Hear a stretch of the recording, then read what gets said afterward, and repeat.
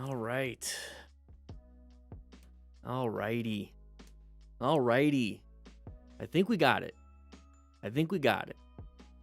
We got it, right? Making sure we got it, right? All right. I think we got it. All right. 0%. Let's keep it. Knock on wood. Very good. Very good. I think we're good now. All right. So now we're kind of hanging out once again before class started. Whew. All right. Looks good now. Looks good now. Reset everything. Had one of the rookies turn off the breaker, turn it back on. Once again, chewing some cables. Ay, ay, ay.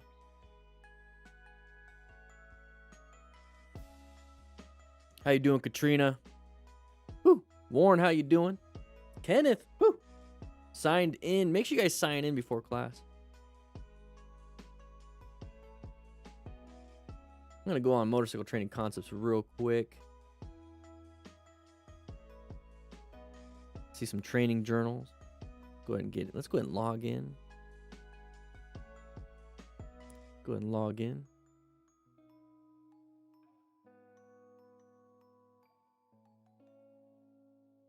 I can make a comment and everything.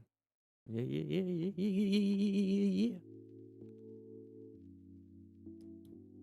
All right, still doing good. Everything's good. All right. Crazy Chick 908 from Australia. How you doing? Jim. Tip. Hey, welcome back. Welcome back. Can you talk about how to feather a clutch on a motorcycle imperfect vibe? You got to find the friction zone. That's the biggest thing, is finding that friction zone. The easiest way to find it, here's the thing.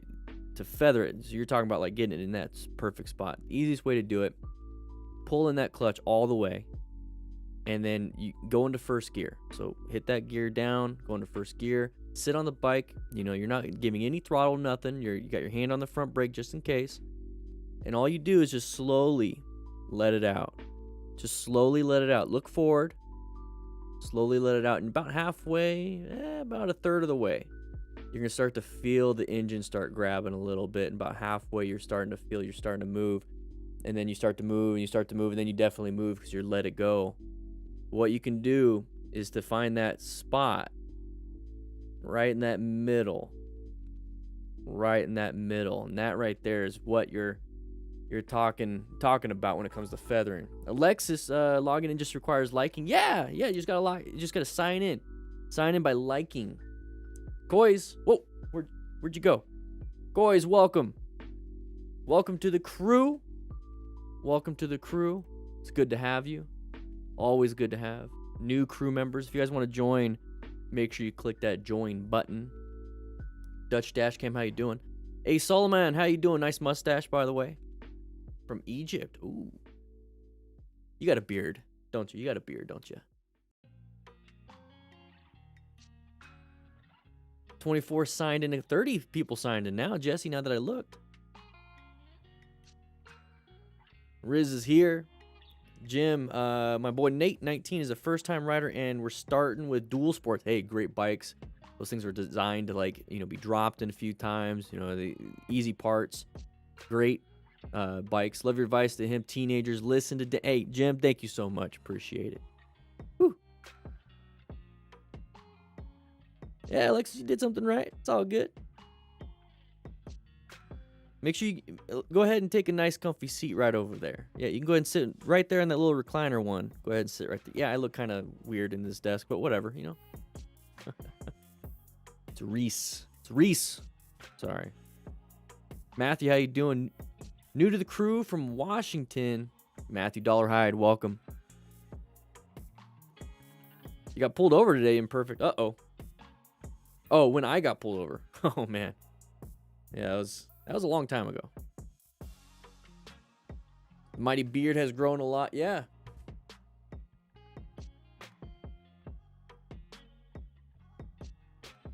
How you doing, Rainin? 66 people. Make sure you guys... Hey, let's see if we can get this stream to 500 people today. So I think we got to start sharing. You know, I've been saying check in, but, you know, by liking, I think we need to get it to the point where you start to share the class, especially with newer riders. You know, if you're on a Facebook group Or if you're on like I don't know, I don't want to say on Reddit, because if you start spamming Reddit, I know what they do. I've seen that, not me, but I've seen that with others. But if you're a part of like any type of forums or anything like that, go ahead and share this class. This is a free class.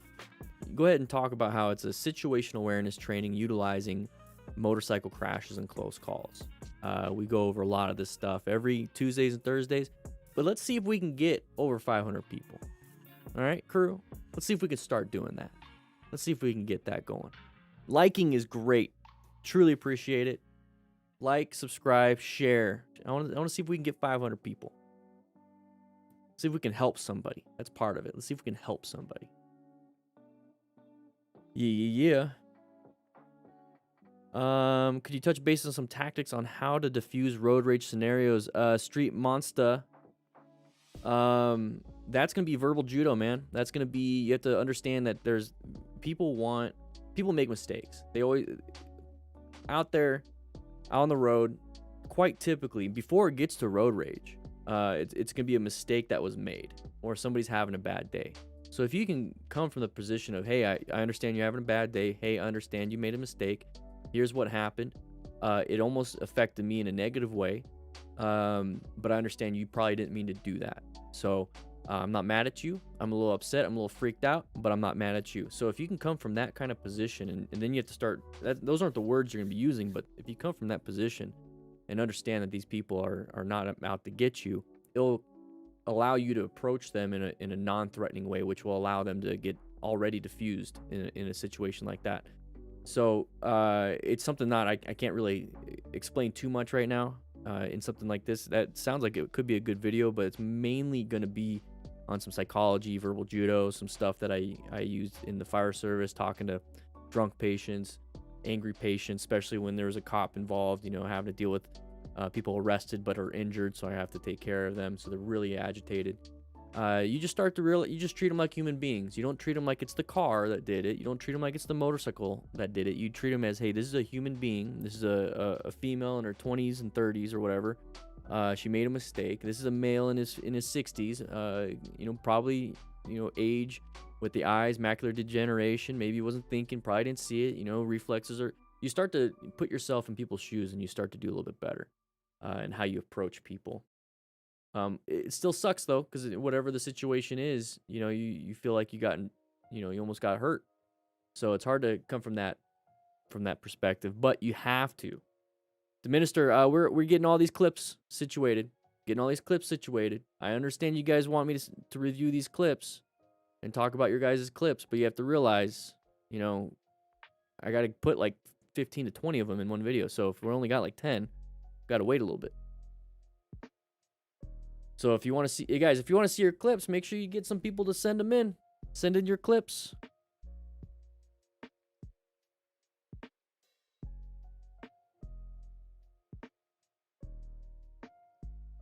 Oh, somebody. Whoa. Whoa, Jim. Hey, yo, Jim. Go ahead and take a seat right over there. Go ahead and bring Nate. Go ahead and turn on the TV if you want. Put it on mute. We got some headphones. You can watch it. Jim, there you go. With $100 donation. Woo! Holy crap. Advice that is priceless. Helps me worry less about Nate. Hey, man. We haven't had a $100 donation in I don't know how long. I truly do appreciate it. Thank you so much. Hey, we got to keep everybody safe. Road rage is a dangerous thing. Hey, another thing, Jim, let's tell Nate this. I think 45% or more, about 45 to 50% of motorcycle fatalities is from drinking and riding. So if you're worried, guys, if you're Raz and Nate, if you guys are worried about getting into a crash, you can already cut that in half, the possibility in half, statistically wise, right? By just not drinking and riding. And then a huge portion of all motorcycle crashes, it could include the factor of drinking, is speeding. And failure to negotiate a curve. So if you think about it, drinking and riding, hey, let's just get that out of there. But then speeding around corners, hauling ass, ego, keeping up with buddies, trying to show off, that's going to get you killed or hurt. So let's just remove those two things. Just do those two things, Nate. You'll do well. Jim, make sure Nate's doing what he's supposed to be doing. All right? All right. Whew.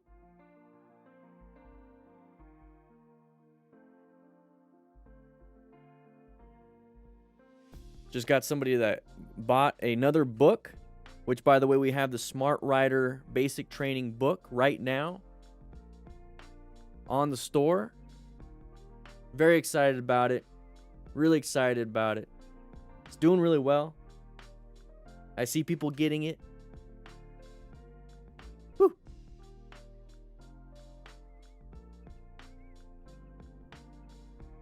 Which, before you grab that, we do have a discount. Let me go get you guys the discount. Let me get you the discount. We'll change that up. There's only 500 coupon codes for it, and it's for 15% off. And that's just it's just a thank you. Let me go ahead and grab the coupon. Don't grab it yet. If you click that link, one second, everybody. All right, Smart Rider is the coupon code. Let me go ahead and change.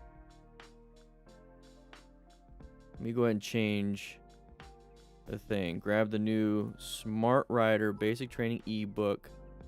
Hey, Tony! Only 500 coupons. Use.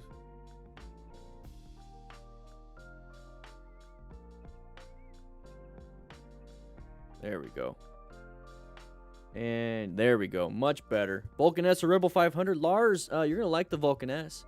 Indy's 1970. You're watching on your big screen. I see you. Hey, Indy. I'm going to change your thermostat over here. It's a little warm. Can you change the little thermostat right there? Vulcan S is a good bike. I really do. Rebel 500 is a great bike. Vulcan S, you could probably do a little bit more, but I like the look of the Rebel 500. I don't know. Use the code SmartRider to get 15% off. Hey, Fire Medic 73. Hey, senior crew member, baby. Oh, Chris Morgan. We're getting a ton of new members today.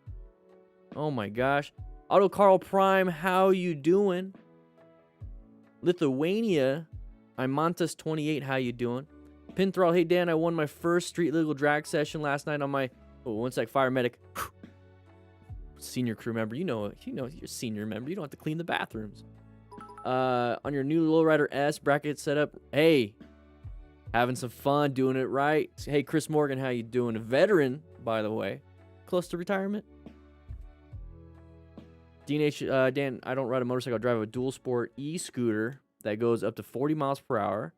But I have learned a lot about smart riding. And that's the thing, Dean, you know exactly, right? You could be a smart rider on the bike, in your car, on a motorcycle, on a scooter, walking your dog. The principles are the principles. Being able to be situationally aware, maintain whatever fundamental skills you do, right, Kingslayer? And then, making sure you're getting the right gear, making sure you're able to rescue somebody else. Because, hey, we're trying to protect each other. We're trying to help each other out, right? We're trying to keep ourselves safe and our community safe. We're doing something a little bit bigger than ourselves here. And teaching and mentoring, same thing, right? Teach the next generation on how to do it right. Be smart, all right? Katrina, I'm looking for a new bike, but it comes with a ram mount. Should I get a bike? Should I get the bike or no, since it doesn't have a rock form? You know what? I don't know if you should get the bike now. I don't know if you should get a bike. You should talk them down. Be like, hey, take this rock, not take the rock form off. Take the ram mount off. Replace it with the rock form. Which, by the way, guys, if you want to get a rock form mount, link in the description. or in the chat for 25% off. And I know everyone's like, well, they only do iPhones and Samsungs. Hey, guys, there's a universal adapter that's $20. Get that. Put it on your thing right there. Just got the ebook, Tony. Woo! You're going to learn a lot. I see it. I see it. Thanks a lot, Tony. Yeah. Is the Honda CBR 250 a good beginner bike? Yeah, definitely. You're gonna have a good time. You know, here's the thing: beginner bikes are on all how you apply it. Okay, it's all how you apply it. Are you gonna go crazy? Beginner, advanced, it doesn't really matter. There's a lot of advanced riders that like 250s and 300s and stuff. It's all about what are you gonna do with it. Okay, are you gonna be happy with it in about 2 years? Like, what are you gonna want to go out of town on that thing? It's gonna be a little bit difficult. That's more of like an in-town bike. So treat the bike like it's a, as much as I want to say it, like treat it like guys, when you guys purchase bikes, purchase them like you would a car or a four-wheeled vehicle. Are you going to be going off-roading? You're not going to want a car. You're going to want a truck. Are you going to be, hauling stuff from the store and back? You're going to want a bigger vehicle. Are you going to have do you have a bunch of kids? Are you family? So you might want a van, SUV, maybe a full-sized car, depending. What is it that you want? Is it just you and you're just going to school and back? You just want good gas mileage, and you're not going to take any friends anywhere. You're not going to haul any luggage. You're not going to haul, tools. Get yourself a small economy car. So when you guys are getting a motorcycle, do you want to go long distance? Get yourself more of a touring bike. Do you want to just stay in town? Literally, you're on campus as a college student. You're just going to go riding from, barely off campus to on campus, whatever. Get yourself a small little scooter, maybe even a bicycle at that point. It all depends on what you want to do. Same thing with the truck and cars. You have to get the training to be able to do it right. Motorcycle, same thing. You got to get the training. You can't be a lead foot. You can't be going crazy with your hand. You have to know how to navigate all these situations, plan your ride. So make sure you're getting the vehicle that fits what you want to do within your price range, within the looks that you want, stuff like that. All right. Melissa, it's going to pop up pretty soon. I'm kind of waiting. It should be popping up right here.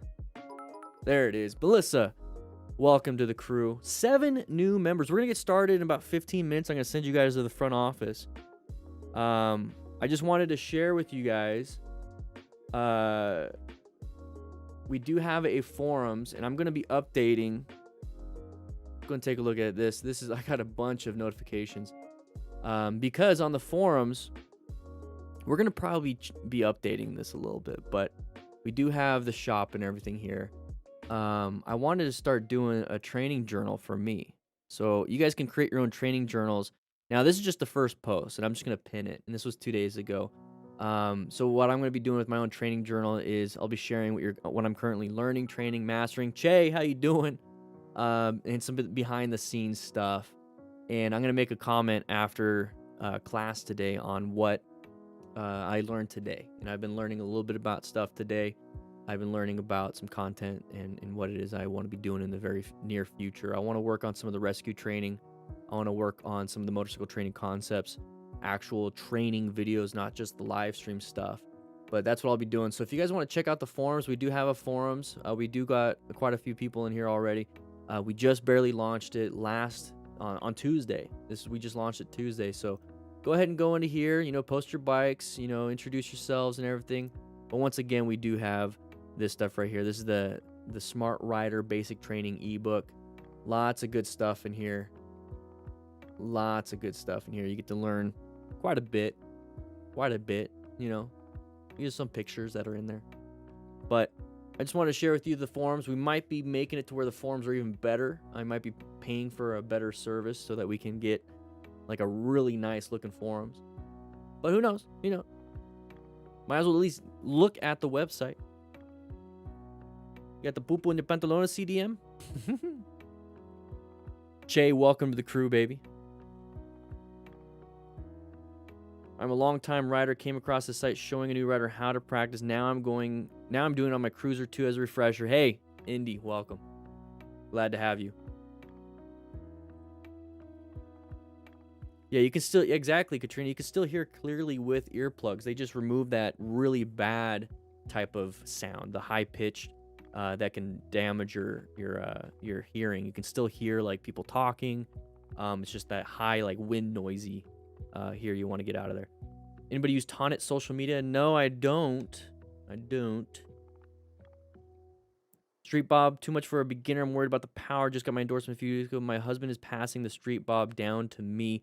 Raven, hey, if that's the bike you want, keep trying it. Street Bob, I mean, yeah, it's a pretty powerful bike. Yeah, it's a pretty powerful bike. If it's more of a, hey, I want to, pass it down because he wants to get a new bike, why doesn't he get a new bike? Or why don't you get a new bike? Get a bike that you want. No, you can probably do it, but if you're worried about it, that's the problem.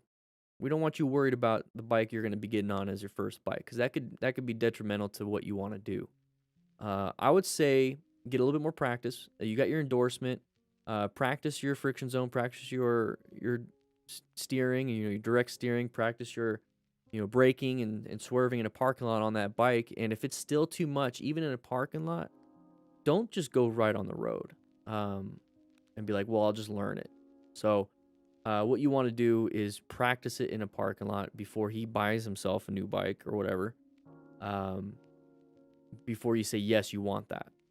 Because if you're in a parking lot for a couple days, maybe a week or two, and you still don't like it, I wouldn't do that. But if you're like, hey, I feel confident now after a few weeks or a few days, there you go. You have to try it. You have to do it. You have to put in the work. He wants a road glide. Yeah, exactly, Ray. Be like, no, I want my bike. Get yourself like a Rebel 500, Kawasaki Vulcan S, maybe Rebel 1100. Nah. Hand-me-down. It's a great hand-me-down, by the way, though. It's an amazing hand-me-down. But it's like, no. I don't know. I'm just messing with you. I would go practice with it. It's a great bike. It is a lot of power. But yeah, before you decide on getting the street glide or the road glide, make sure you practice on that bike first. Last thing you want is him to get the road glide and you don't want this bike, and now you guys are like, oh crap, And if that's the case, then sell it and then get yourself something. M. Lambo uses safety concepts when you ride a bicycle, no moto yet. Hey, woo. Veteran biker, am I going to show your wreck? Did you submit it? User submissions? Because it's coming up. We got a lot of videos coming up.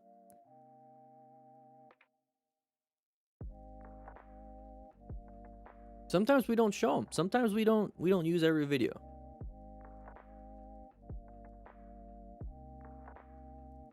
R3 to R6. I'm comfy. Yeah. Tony. First day of the MSF course today. Second day tomorrow. Thanks. Hey, Tiffany, how do you feel on your first day? Do you feel like any of the YouTube videos, not just for me, but anybody, right? Has it been able to help you? Like, what is one of the bigger things that helped you prepare for that first day? Like, because I've been getting some comments, and this is one of the reasons why I wanted to do this, is I wanted people to be comfortable going into a class. Because I know a lot of people are like, I don't want to take a class because I don't want to be embarrassed if I mess up. I wanted to at least alleviate some of that. Patches. Oh, we just got notification from our supplier that we're almost about to ship the stuff for the trauma kits. So once the trauma kits come in, we're gonna start selling now. Obviously the trauma kit, but we're gonna sell the patches too, because we're getting a bunch more patches too. Hey, it takes a while. And if these things sell out quick too, if these we're getting enough for 250 kits complete. And then we also have 250 bags empty, so you can make your own if you wanted to. So we'll see about that. ND popcorn is made. Now sit back and watch the show with the 20. Holy. Whew. So we're going to get those out. We got some more patches coming too. Alexis B, what are you guys doing? Oh my gosh. With a 50. Appreciate it, Alexis B. Holy crap. Thank you for the $50 donation. You guys are killing it today. Katrina, come on. Oh my gosh. Katrina, you got, one of the first patches. We actually have like 3 more. No, we got like 5 more of those original patches. I don't think we're going to sell them. So I don't think we're going to make any more, Katrina. I don't think we're going to make any more. So you got the originals.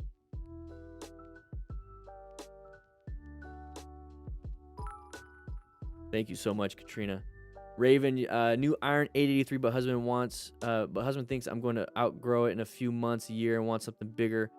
If speed limit, come on now, for the 25. Holy crap.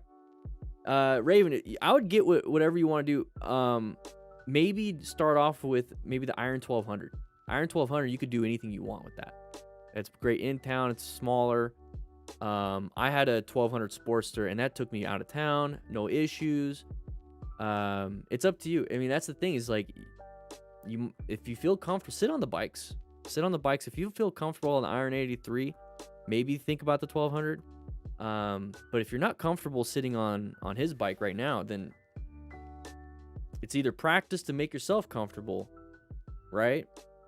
Or you just don't do it. That's a tough one.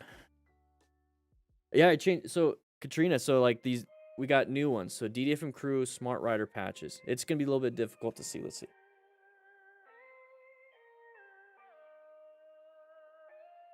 So DDFM Crew Smart Rider patches.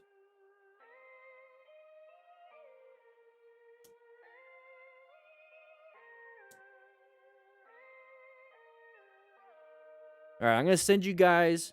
Hey, Andrew, you got your class in 15 days. Oh man, that's great. That's great. Whew. I gotta send you guys to the front office. All right, so I'm gonna send you guys to the front office. That way, you guys can start getting ready and then move into the classroom. I gotta get everything situated.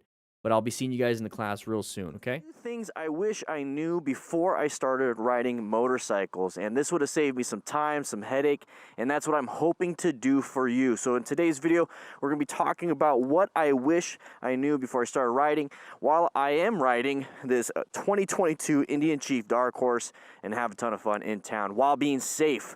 All right, let's go ahead and jump right into it. So up on the right side of your screen, you're going to see all the little chapters that we're going to have here. So if you want to skip around, go right ahead. This is the too long, didn't read type section. But let's go ahead and jump into the first one and talk about that the first bike might not be the one. Now, let's go ahead and go over a little story about me. So when I first started riding, it was in November 2011, and it was the Harley Davidson, baby. Woo! HD. Now, the reason why I only really knew about HD is because, hey, it's the most popular. Market share was huge. I think back then it was like 40 to 50%. So most of them in the United States, boom, there it is. Plus, I had an influencer basically showing me. And my influencer, Don't worry, it won't be the full 5 minutes. No, he's the one that flies the drone at the firehouse. He also chews on the cables and ruins everything. But anyways, he had a Harley Davidson Sportster, 2008. And I wanted the same thing. I didn't know too much about motorcycles, so he kind of convinced me, which was not a bad deal. You know, he kind of helped me out with everything. He helped me buy it and all that. Either way, I thought this is the bike. That's it, that's it, that's it. And then I finally went to do some demo rides and rode other things. You know, I rode an Indian Scout. Indy, yeah. What I found out is that the Indian Scouts were nice and badass, and I was like, man, I spent so much time and effort, so much money into this, the Harley Davidson. It's like, I kind of just want to get a brand new Indian Scout. So I was kind of blown away by the fact that this isn't the one. This isn't the one bike I'm going to have forever. Now, that's just me, but just realize that might be you too. So go ahead and grab the bike that you like, enjoy it, enjoy it, enjoy it. Use it as a tool for fun, use it for a tool for enjoyment and for adventure. But don't feel like, you know what, I'm just gonna go ahead and keep this bike forever and never, ever, ever change, and then be basically brand loyal the whole time. Be bike agnostic. Don't stick with one brand. Don't stick with one kind of bike. Don't stick with anything, really. Keep reevaluating what it is that makes you happy. So the next thing is the rear brake. You know, the rear brake is very, very, very important. Now, let everyone, and even me, I'm telling you, squeeze that front brake, progressive brake pressure. Well, guess what? On a cruiser specifically, and you know, any motorcycle really, but cruiser specifically, you're gonna have more power, braking power on that rear brake than you would on a sport bike. Now, let's go ahead and go over a little bit. Let's go ahead and just go over a little bit. We already have a video on braking if you want to check that out. But here's the thing. So when you apply some brake pressure, Pinned throttle. the tire is going to get more and more.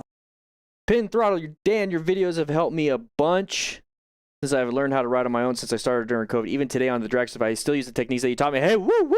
Have more and more braking power. So that rear tire, that rear brake gets less and less and less when you're applying more and more brake and you're slowing down more and more and more. So a lot of people say, hey, don't worry about the rear brake, it's all front brake. No, no, no, no, no, no, no, no.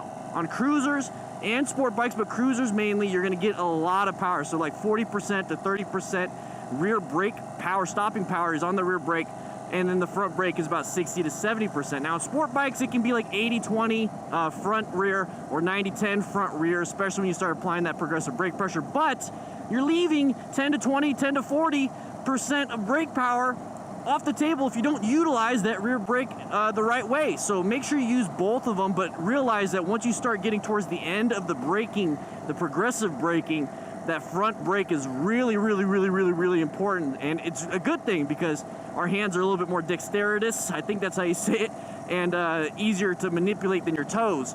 But definitely, definitely use that rear brake, definitely use the front brake, use progressive brake pressure. And rear brakes are really good for slow speed maneuvers, which we have quite a bit on this channel, so you might want to check it out and learn, practice, practice, practice. All right, so basic motorcycle protection is something I wish I knew. Okay, so I drop my bike all the time when I first started. I drop my bike in the desert when I'm riding. I'm keeping an eye on this person. When I was riding my Sportster out in the desert, always dropping, always scratching shit up. And here's the thing, get some basic motorcycle protection. So basic motorcycle protection would be like crash guards, frame sliders, case protection, so your engine protection, everything. Maybe Make sure you guys share. breakaway levers that kind of fold up if you drop it on the side, bar end protection, mirror protection, exhaust, just like random things here and there. Maybe even if you have a radiator on your bike, so if it's liquid cooled, you want to get like a radiator guard so that if rocks get kicked up, they hit the metal guard instead of the fins on your radiator so they don't get damaged. There's so many different things that you can do to minimize a possible issue when you're out riding. You don't want to get something kicked up in your radiator guard and all of a sudden you're spewing fluid onto your rear tire and boom, you slip.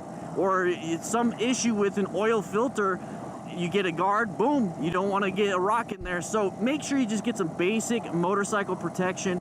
That way you are prepped and ready for anything because you never... Alrighty. Hey, looks like the mic is working right now. Thank you guys for plugging it in. It wasn't working last time. Guys, we're going to get started real soon. We actually have quite a few videos set up. We got 2 videos. We're going to see if we can power through some of them. They're both from Motostars. We're going to be talking about some crashes and close calls, doing our after-action review, trying to figure out what happened, how it happened, what we could do differently. And if there's a good medical one, we might actually talk about it, but I didn't really check any of these things. Hey, you guys need to keep it down. Keep it down over there. Go ahead and get yourself a hat from the store. We actually got the brand new Smart Rider Basic Training book out on the store right now. It's going to talk about all the Smart Rider principles and everything you need to know to get ready and be a smart rider. But let's go ahead and head into class and let's get started pretty soon. Let's go ahead and you guys, welcome to the class. You guys like how the class looks? Looks pretty good, huh? Looks real good. We're making adjustments here and there here at the firehouse. How's everybody doing today? Warren Traveler. Sorry, you keep chewing on them. Are you the one? Are you chewing on them? Oh, the sign-in sheet. I don't know. I must have not put it out. Dang it. Sorry about that. Got to get that sign-in sheet. Didn't put it out. Forgot to put it out. So how we typically do this is we'll get started on this right here. We'll get started on this right here once we get about 200 people signed in. And how you sign in is by clicking that like button. All right. So what we're trying to do today, though, is let's see if we can get 500 people in class. Let's see if we can get 500 people in class. That way, you know, we can fill it up. I don't know. I couldn't think of anything clever to say. Fex, no, you can't chew on people. Stop. Is there somewhere I can bring your slate black blazer? Yeah, we got dorms. We got dorms. David, go ahead. You don't get an Ethiopian poisonous caterpillar here. You get an actual beard. So there's that. Making me do some cardio. I know. You got to go all the way to the lobby. Newbie. You kind of see though. Let's see if we can, maybe a little bit wider. I'm a big dude. I'm a big dude. Maybe we can get one of those. Looks good though. Super pleased. Everybody. Newbie, the gray beard in the chat. Looks like a little kitty cat with the blue name. He's the interior decorator here at the firehouse. Looks great, doesn't it? Looks good. There you got the rescue cards up here. You got the situational awareness. Thank you on Amazon. Woo. I like IKEA. IKEA has been, IKEA's been pretty good. But you know what? You go ahead and you go do it. You look at this. It's beautiful out here. Big table. Got a lot of fingerprints on it. A lot of rookies with their greasy little fingers.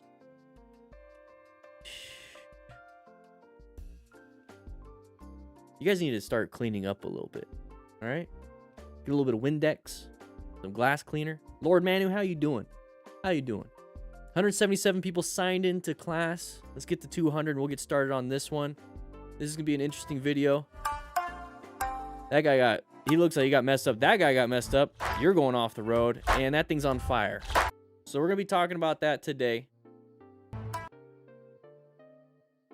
Beer? No beer. You can see their little sody pops. We got lime. We got orange. We got red, yellow. I think it just says the name of the color on the can. We do have some coffee. I see the nice little, what is that? Decanter? That's not a decanter, is that? It looks good. I love you got it. Oh, Newbie doing a great job. Got some good lighting. Yes, exactly, Sor. Tell the rookies.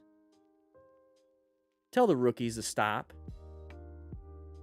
Mags, any tips for anybody about to take the first MSF course? We actually have a great new rider section on the Discord, but my biggest tip for you, and for anybody that's going to be taking the class, go into it knowing for a fact that you're a brand new rider. You're learning a new skill.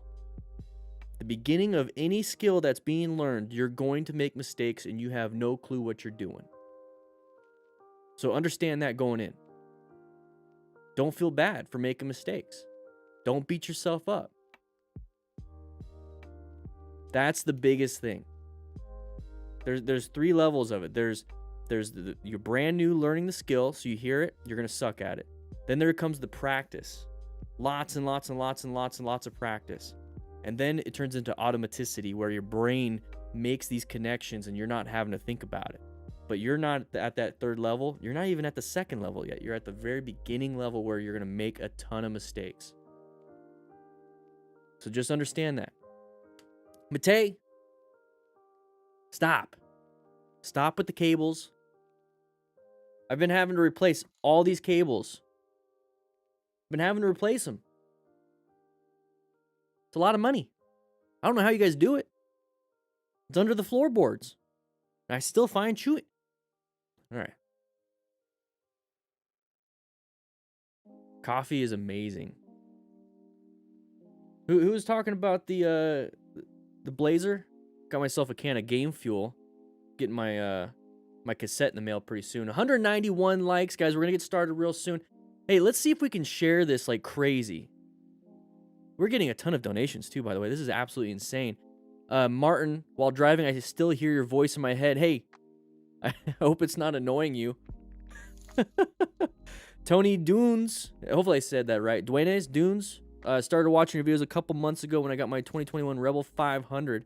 Great bike, and I like the new 2021s because it has the LED and it has all those other things. It's a great bike. Videos are great help. Love the content. Hey, thank you so much for the 10. Appreciate it. 5 from Lord Manu. Chewing the rookies. What? Chewing the rookies? Who's chewing the camera? Are you doing that? Twergy, how you doing? It's very nice to see a check mark in here, by the way. That's really cool. Really cool. How you doing? You like what we're doing here? You go ahead and take a seat right over there. It's fine. I don't know where you guys are all sitting at, but you guys go ahead and pick a seat. All right. Lord Manu. There it is. Chewing the...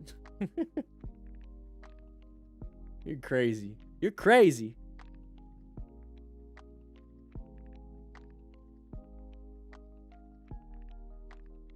You're crazy. Just pretend Dan is right behind you, gently. Okay.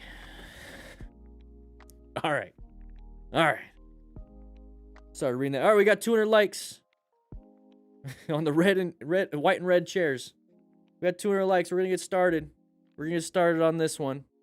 That thing looks like it caught fire. That looks like coolant. The green fluid. We just got another. You guys are insane. Another order for the book. Woo! Guys, remember, we do have an ebook. So if you want to support the channel, hey, I love the super chats. I really do. But I want you guys to get a book. I want you guys to get a book.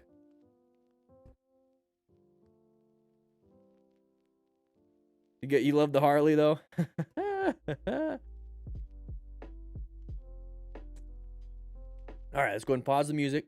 Rob Hain from Kent Island, Maryland. Hey, Rob. Thank you for the donation. Appreciate it. Appreciate it.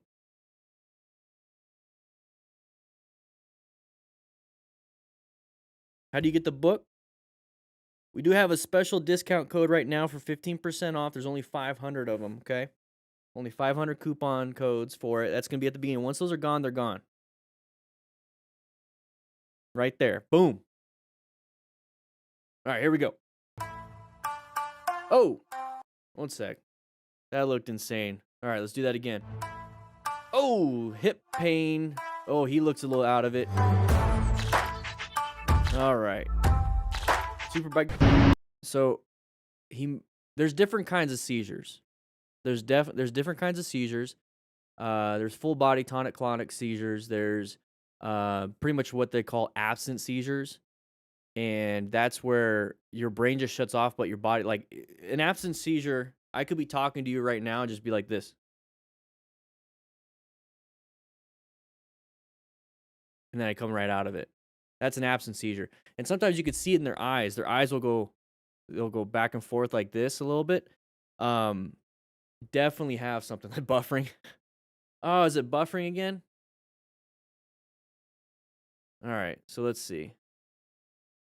All right. I think we should be good. I don't think we're having issues again.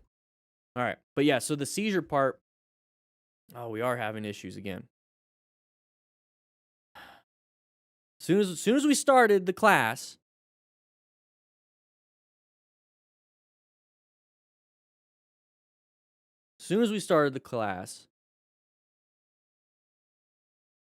are you guys chewing on the cables again?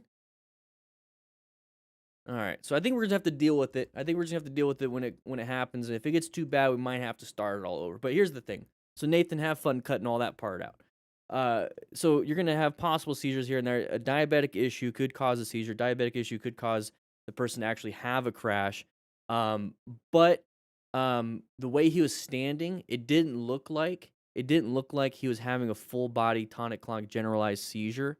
Because he wasn't postictal. So postictal is when it was right after a seizure, the brain is pretty much rebooting again, kind of like after coming out of unconsciousness.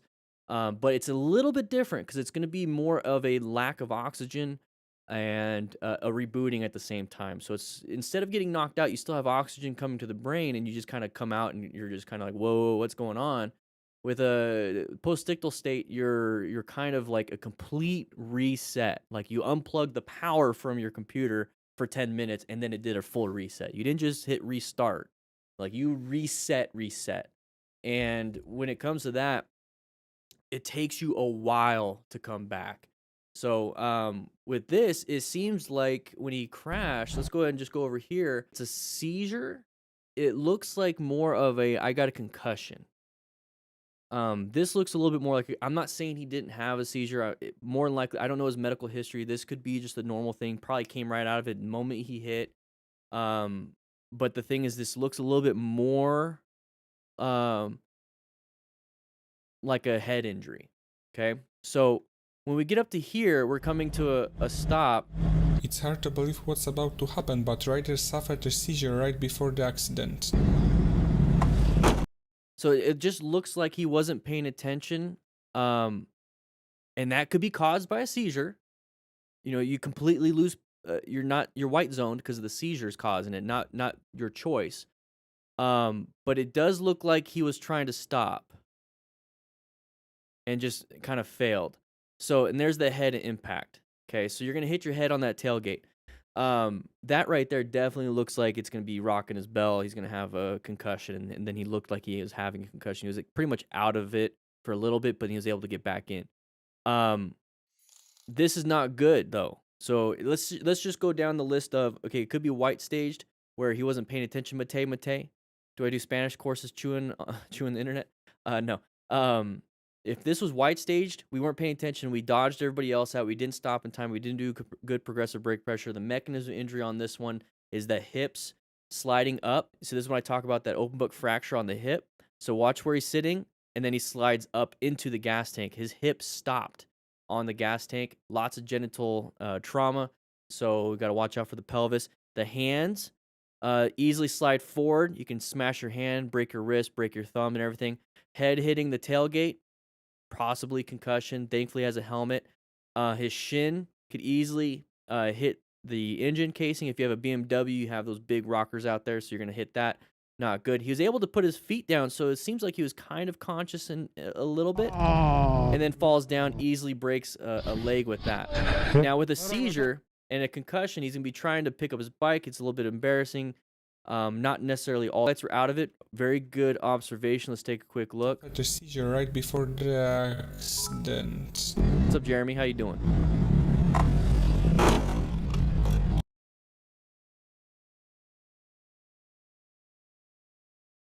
Yeah, it looks like maybe one frame he had it on. Probably just got activated right there when it hit. Yeah, it's not activated there. Probably squeezed it right at the last second.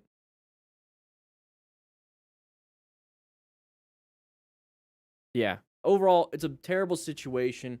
So if somebody gets injured like this, my concern is going to be any type of external bleeding. Internal bleeding, I'm going to be concerned, but I can't do anything about it. His airway and his breathing. That's going to be my concern. The fact that he's going to be standing, walking, wounded, it's a good sign.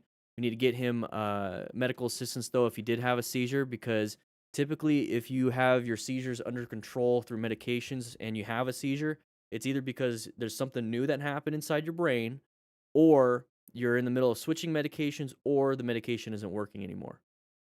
So you're going to have to get different medications when it comes to that. So it's almost fully recovered from his accident. Bike has significant damage, currently in the shop.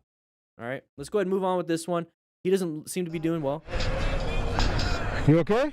Yes. You sure? Yeah. Okay. Hopefully he's doing fine. All right, so we're riding around right here, going pretty fast around the corner. Oh, went a little bit wide, dumped the bike when he lost traction, slipping and sliding. Okay, so what happened here? We were going pretty fast around this corner, filmed with a potato, and that's perfectly fine. Not everybody has a GoPro Hero 9, black, whatever. But we're riding around, we're right behind our buddy, trying to keep up, okay? Trying to keep up. And we're trying to slow down here. Bad road surface. You can kind of see the bumpiness when he's, yeah, see, look how bumpy it is.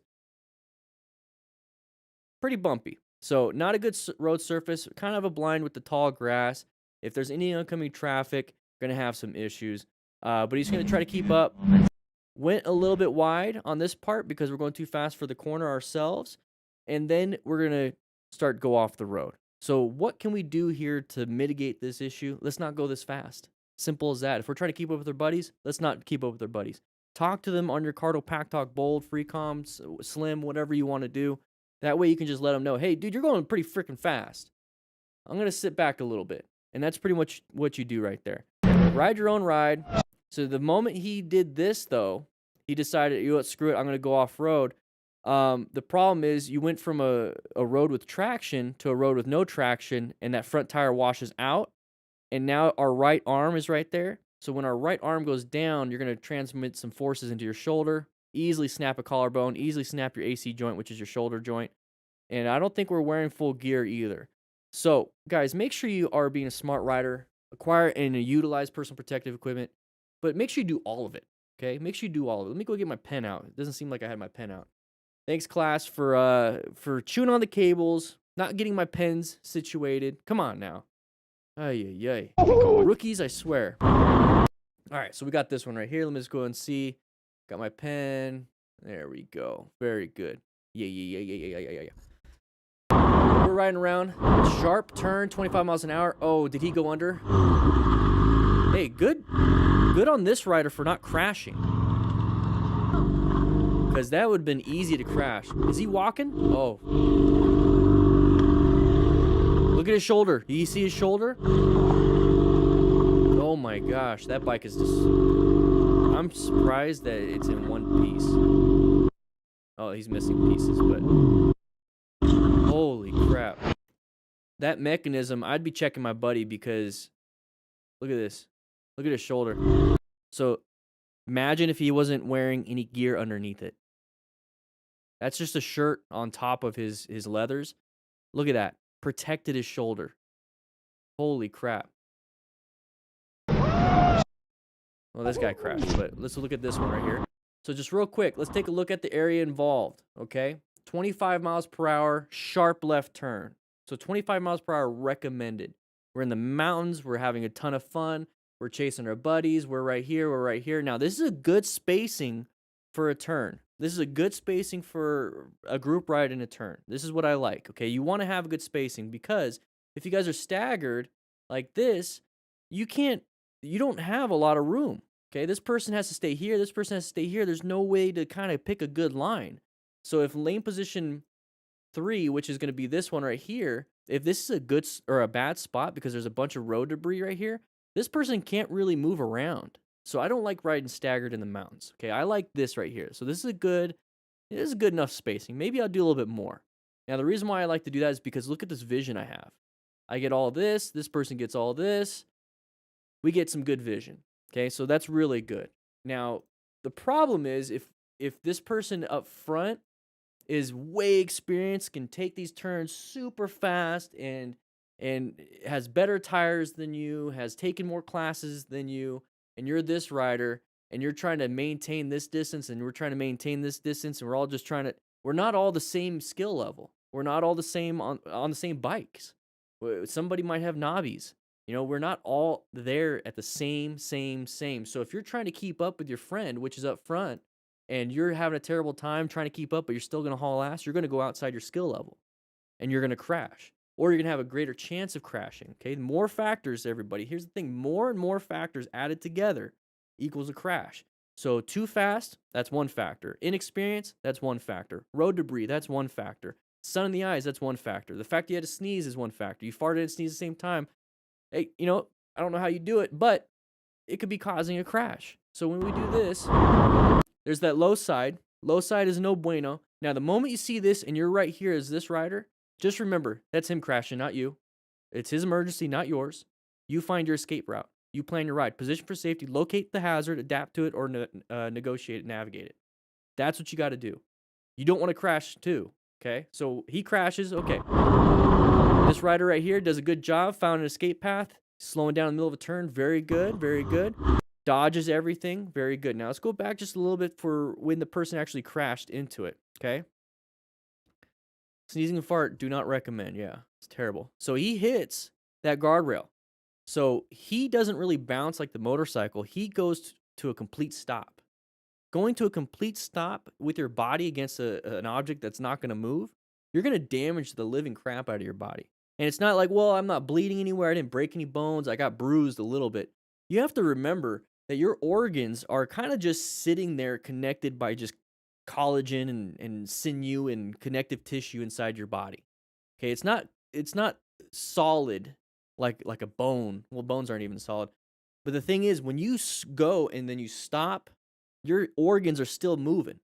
So you can rupture a spleen, you can tear your liver, you can pretty much dissect your kidney easily just from the shock wave of stopping. So you have to be careful with internal bleeding when it comes to something like this. That's usually what happens. It doesn't have to impale you. It doesn't have to hit you. You just have to stop immediately. And that's what's happening here. So I'm really concerned about this person's internal organs, his brain, and then also if he's breathing right now, if he has external bleeding, if he has the fact that his lungs are still capable of holding air.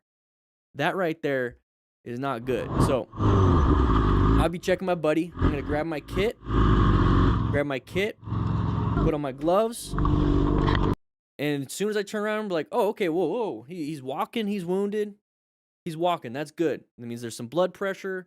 It means he's got some blood in the vessels. The pump is working. His brain is still there. He's didn't reset.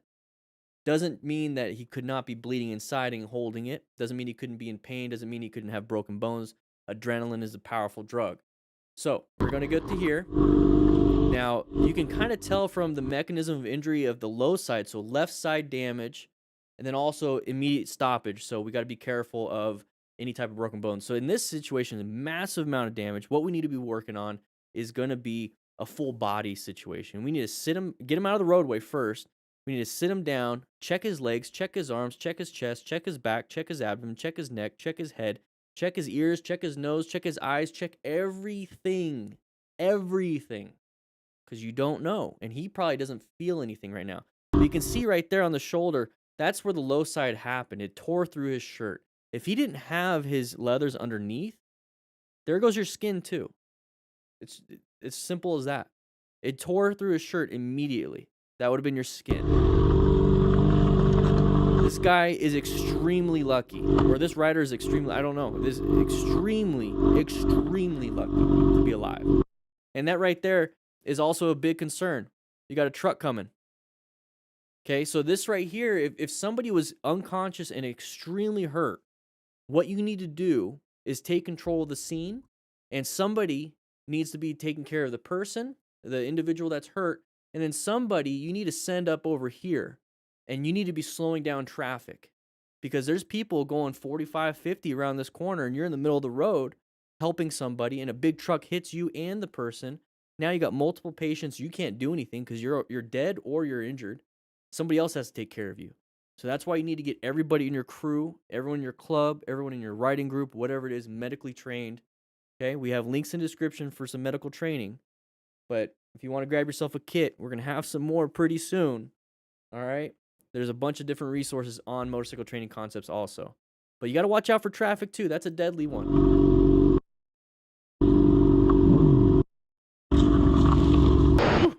All right. Last in the group, this rider completely didn't know the route. In addition, Oh, he didn't know the road. braking on the corner meant that he drove straight into the trees. Oh, no. He was trying to catch up to the buddies. He's the last one in the group. He doesn't know the road. He's just going fast to catch up. That's a terrible situation. Thankfully, he doesn't look very hurt. He's wearing normal jeans. Normal shoes look like. You alright, dude? Oh, yeah, I got the wind knocked out of me. Oh, that means he got some chest trauma. Diaphragm kind of got messed up. Thanks, He doesn't look like he's the last one, but he looks like he got separated. Oh, Because he got separated. knocked out of me. Oh. He's talking. That's good. He's standing. That's good. Oh, this is gonna be tricky to get out. Yeah. Woo. Woo! All right, so here's the thing. This is why you have a pre-ride meeting. This is why you have a pre-ride meeting This is why you ride with a group that, you know, you guys discuss, hey, this is where we're going to end up at. So if we get separated, we'll be here. This is what it looks like. And this is another reason why I like having a rock form mount. Okay, I have my rock form case right here. It's magnetic. You attach it to the mount on the handlebars, or for the sport bike, you have a stem mount with rock form, and then you have your GPS.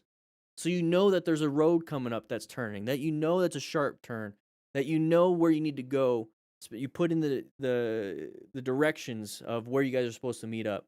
And another reason why you have a Cardo pack talk, and you talk to each other. You tell each other, hey, I'm falling behind. Hey, I'll meet you there. You know, you have some type of communication. Because if this person was the very last person, like it kind of sounded like it, but more people showed up, if this is the very, very last person, they know where to go. They're not rushing to catch up, because if everyone's going 45 and a 45, let's say everyone's doing the speed limit and they're way ahead, what do you think this person's doing? It's probably doing 65 to catch up. This is a 45-mile road. It's a sharp turn. You should be doing it 25, and you're going 65 to catch up. Oh, we can't, not thinking, I don't know this place. I've never rode here. And then boom, you crash into the corner. That's the biggest problem here. Communication is going to solve that. Also, riding your own ride is going to solve that. Having a GPS can help mitigate some of that. But if you don't have any of that stuff, you don't have to spend any money. Don't spend anything. All you have to do is just have a pre-ride meeting and say, this is where we're going to meet up. And you'll meet them there. Know the route. In addition, target fixation and braking on the corner meant that he drove straight into the trees. Yep, we didn't know what to do. Just didn't know what to do. Thankfully, didn't get too hurt. Will Cardo connect with the S.M.A.R.T? Yes, but it will be the Bluetooth, not the dynamic mesh. So you can still talk to one person through Bluetooth in between. And same goes for S.M.A.R.T to Cardo, Cardo to S.M.A.R.T. Tricky to get out. It's only the Bluetooth thing. That's why I like having my whole crew having Cardos.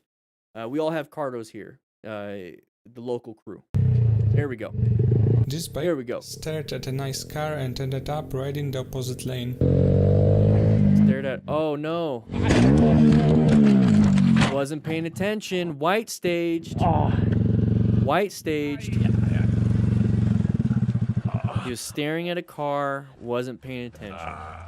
Hey, it happens. It can happen because you just don't know how to, ride into, yellow stage over there. Relaxed, prepared, good situational awareness, zoned in. Maybe you're just not good at it. Or it's look at the time of day. Riding the opposite lane. Time of day, super late, maybe coming home from work, maybe coming home from having some fun with our friends. We're looking over here. We're not paying attention to what's in front of us, and we just kind of made a mistake. The problem is, exactly, Tony, is that if we're going to be making mistakes like this, we got to be wearing gear. So being a smart rider, situational awareness, boom, would have prevented this. Maintaining fundamental skills, if you weren't paying attention last second, you would know how to progressively brake and maybe avoid this. Well, if those things fail, what do you have? If you crash, you have, hopefully, gear. Acquire and utilize personal protective equipment. Doesn't look like he has personal protective equipment other than a helmet and gloves. Looks like he's got regular shoes. Doesn't have pants on. This is why you need to wear full gear. Okay, just in case. Yeah, I'm gonna take this beast, man. I'm gonna have fun with this. Thank you, brother. Here we have it's not his bike? the worst nightmares. This biker, shortly after buying, completely crashed his bike. Monena. He just bought the bike. No. No.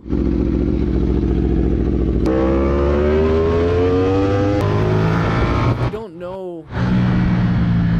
You just bought the bike and you don't know too much about it. Oh. Oh, it's on fire.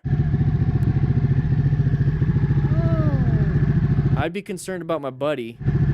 He seems to be doing okay. But that thing is done.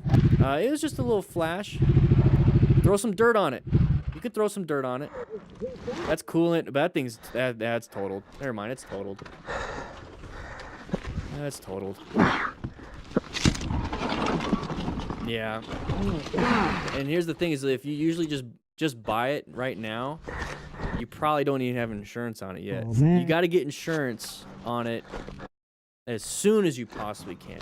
Like before you even start taking out. Get a quote. Okay, get a quote. Okay, man. You okay? Yeah, I'm perfectly fine. I don't know what happened there. It's just Lost traction. So he lost track. Oh, this is his view, right? Okay, so we're gonna go returning. We just lost traction. Way too much lean angle. Now here's the thing: on a brand new bike that is brand new to you, you don't know the dynamics of it. Don't push it like you could push your bike that you originally had, because you knew the dynamics, you knew the lean angles, you knew how far that bike can go. And you're pushing this bike as soon as you get it to this point, you don't know those dynamics. And you don't even know if the tires are even as good as the other ones. Exactly. Signed up for insurance before we even took it off the lot. Gotta get insurance.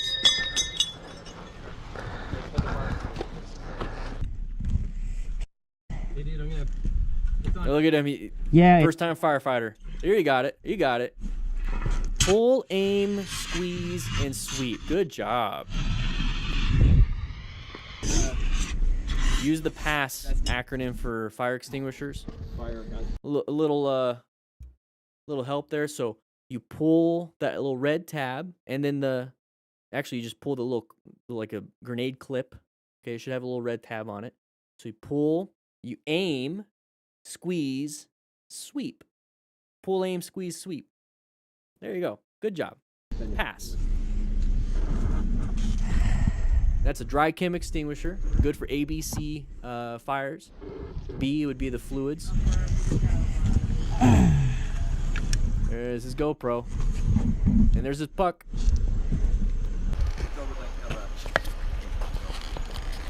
Here you go. It's a no bueno situation. Throw some dirt on it. All right, so just to go over just a little bit, we're not going to spend too much time on this one because it was pretty obvious of what kind of happened. It was a low side incident with a nice little crash.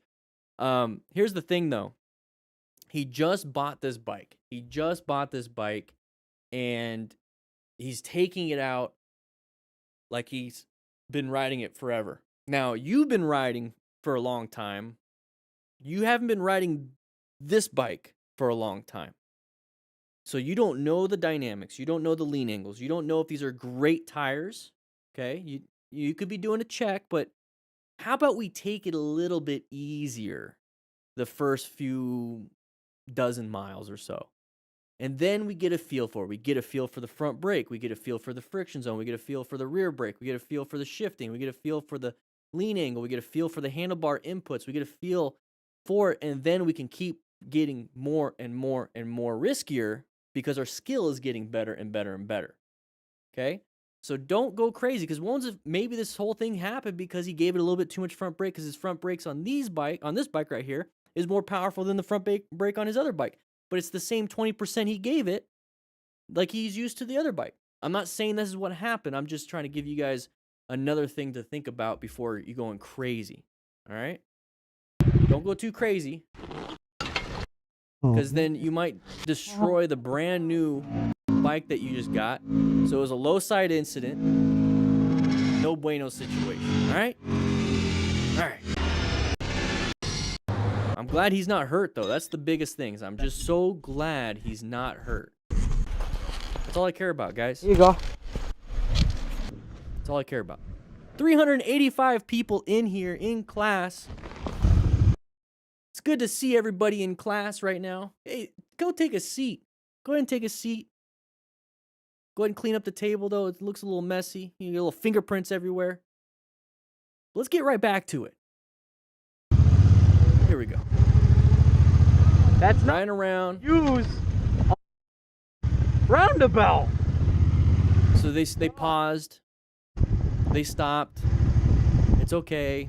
Made a whoopsie. The vehicle stopped in the road.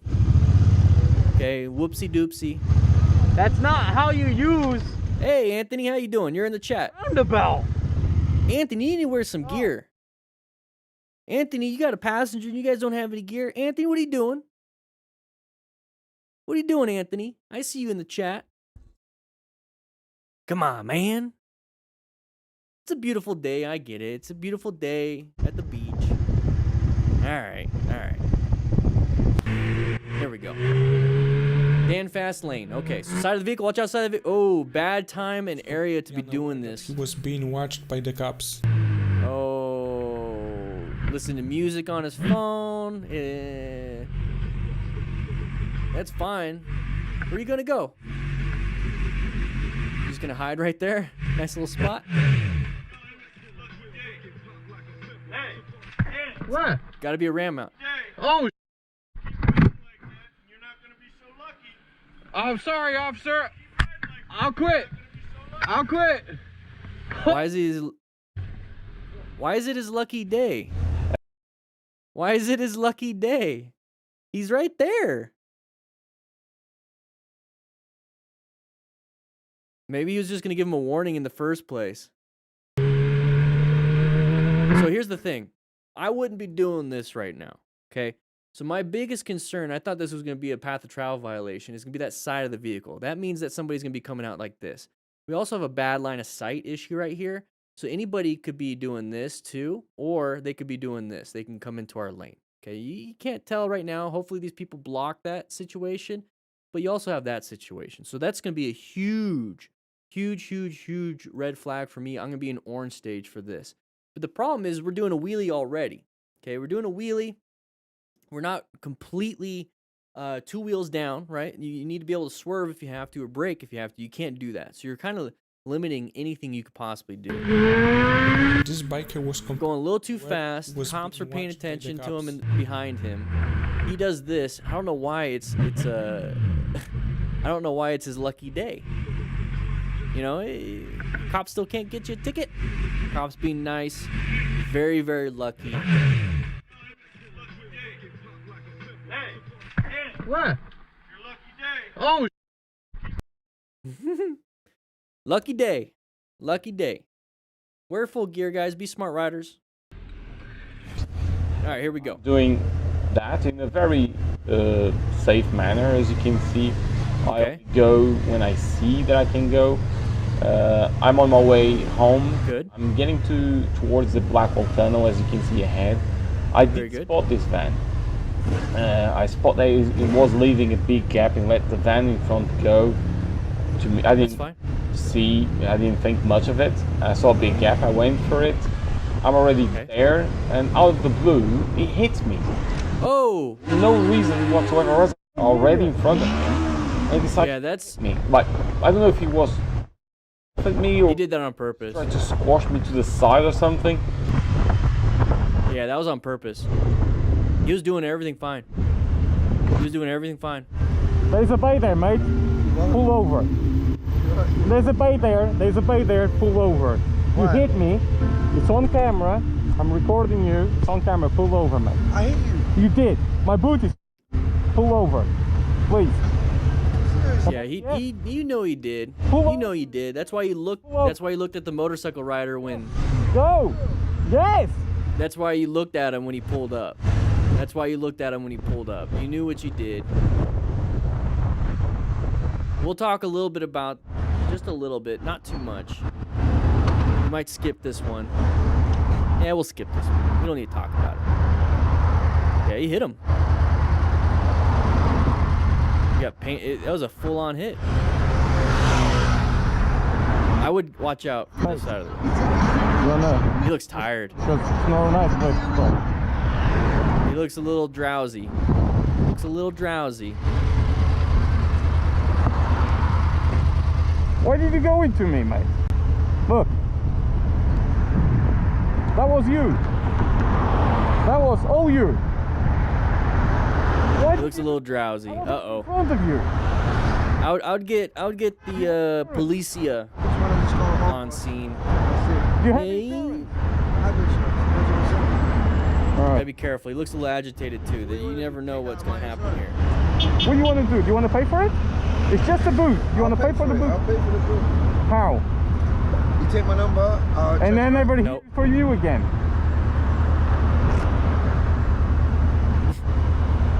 Take your number. Boss, Nah. look at my van, yeah? I Give see. me $200. I'm scared of this stuff. Give me $200 and then we don't have to call insurance. Why did you hit If you me? want to take my insurance, I'm telling you, it's a long process. I know. Because deductible, yeah, the deductible is gonna be a little crazy. That happened to me already. Everybody on me. That's not on you, mate. What? You hit me. Everybody- I didn't hit you. You Everybody's hit always me. On me. Look, you want some more? He took some more off of that one. And then another person took off of this one. You see, it's always the victim mentality on this. Me, I didn't hit you. You hit me. This is why you just get I'm on my way home. you get the cops on most scene. likely. And all You're not gonna learn it. Okay, you're not. I don't want to spend too much time on this one. You're what?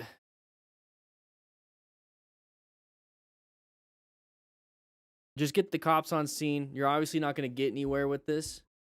You're not gonna get anywhere with this. Don't worry, we got a backup video. We got a whole nother video right here. really, I don't want to argue. There we go. Come on, rookies. Calm down with that. So with that whole situation, you got to be very careful. The whole victim mentality, you know, the people are going to get really agitated. They might attack you. You got to be watch out for that. He's having a bad day. He can take it out on you. All right. So just have a neutral third party, which is going to be the cops. Just let the cops handle that. All right. So crew members, you guys know what we're going to do. Come out and meet me in the lounge.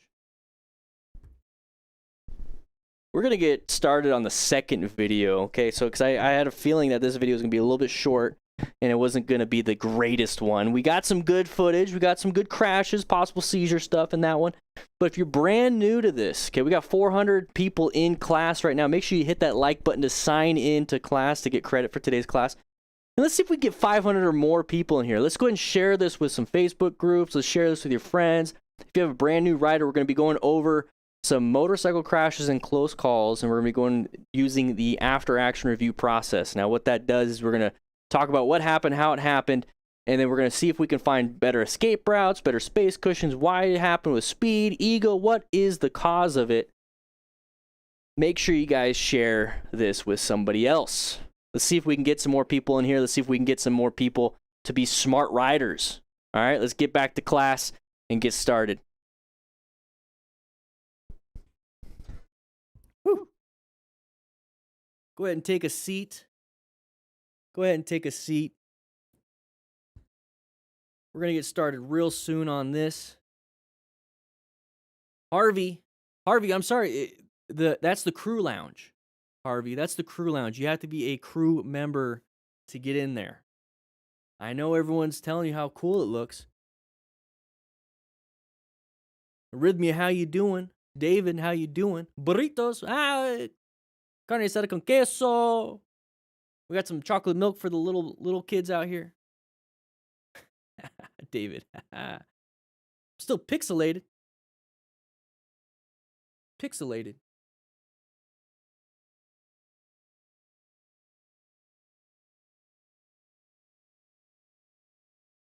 What are you talking about? What are you talking about?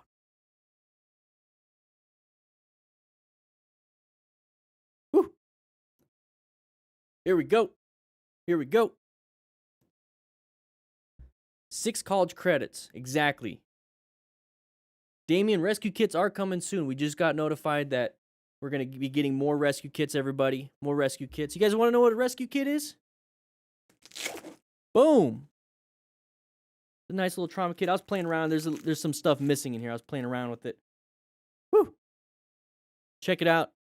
We do have the Smart Rider ebook on the store right now. We're thinking about getting it printed. We might be getting it printed. But the ebook is, since it's digital, anybody in the world can get it. So we're still working on international shipping for everything. Hey, you guys gotta think about it. International shipping is pretty dang crazy.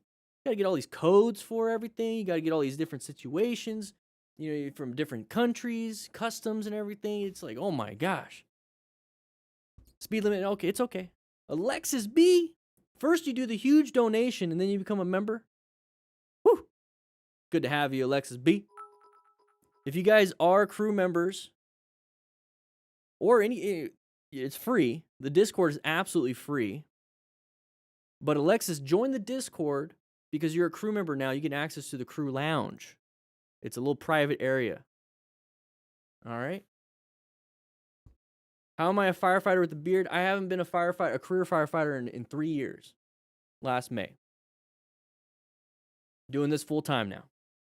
Plus, you could be a firefighter with, wildland.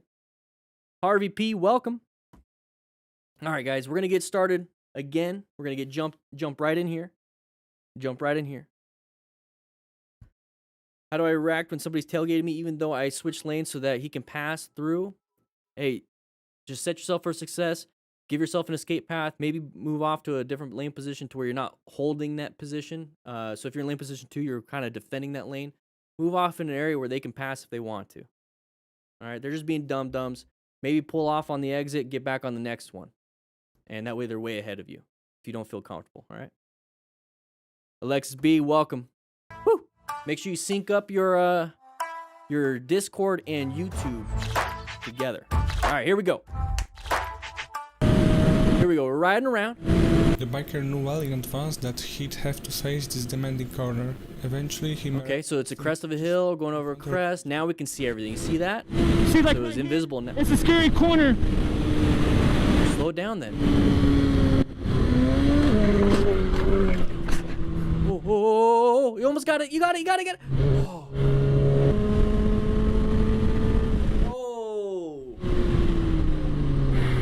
Oh, check your pantalones. That was target, Mike. It was target fixation. Holy crap. Holy.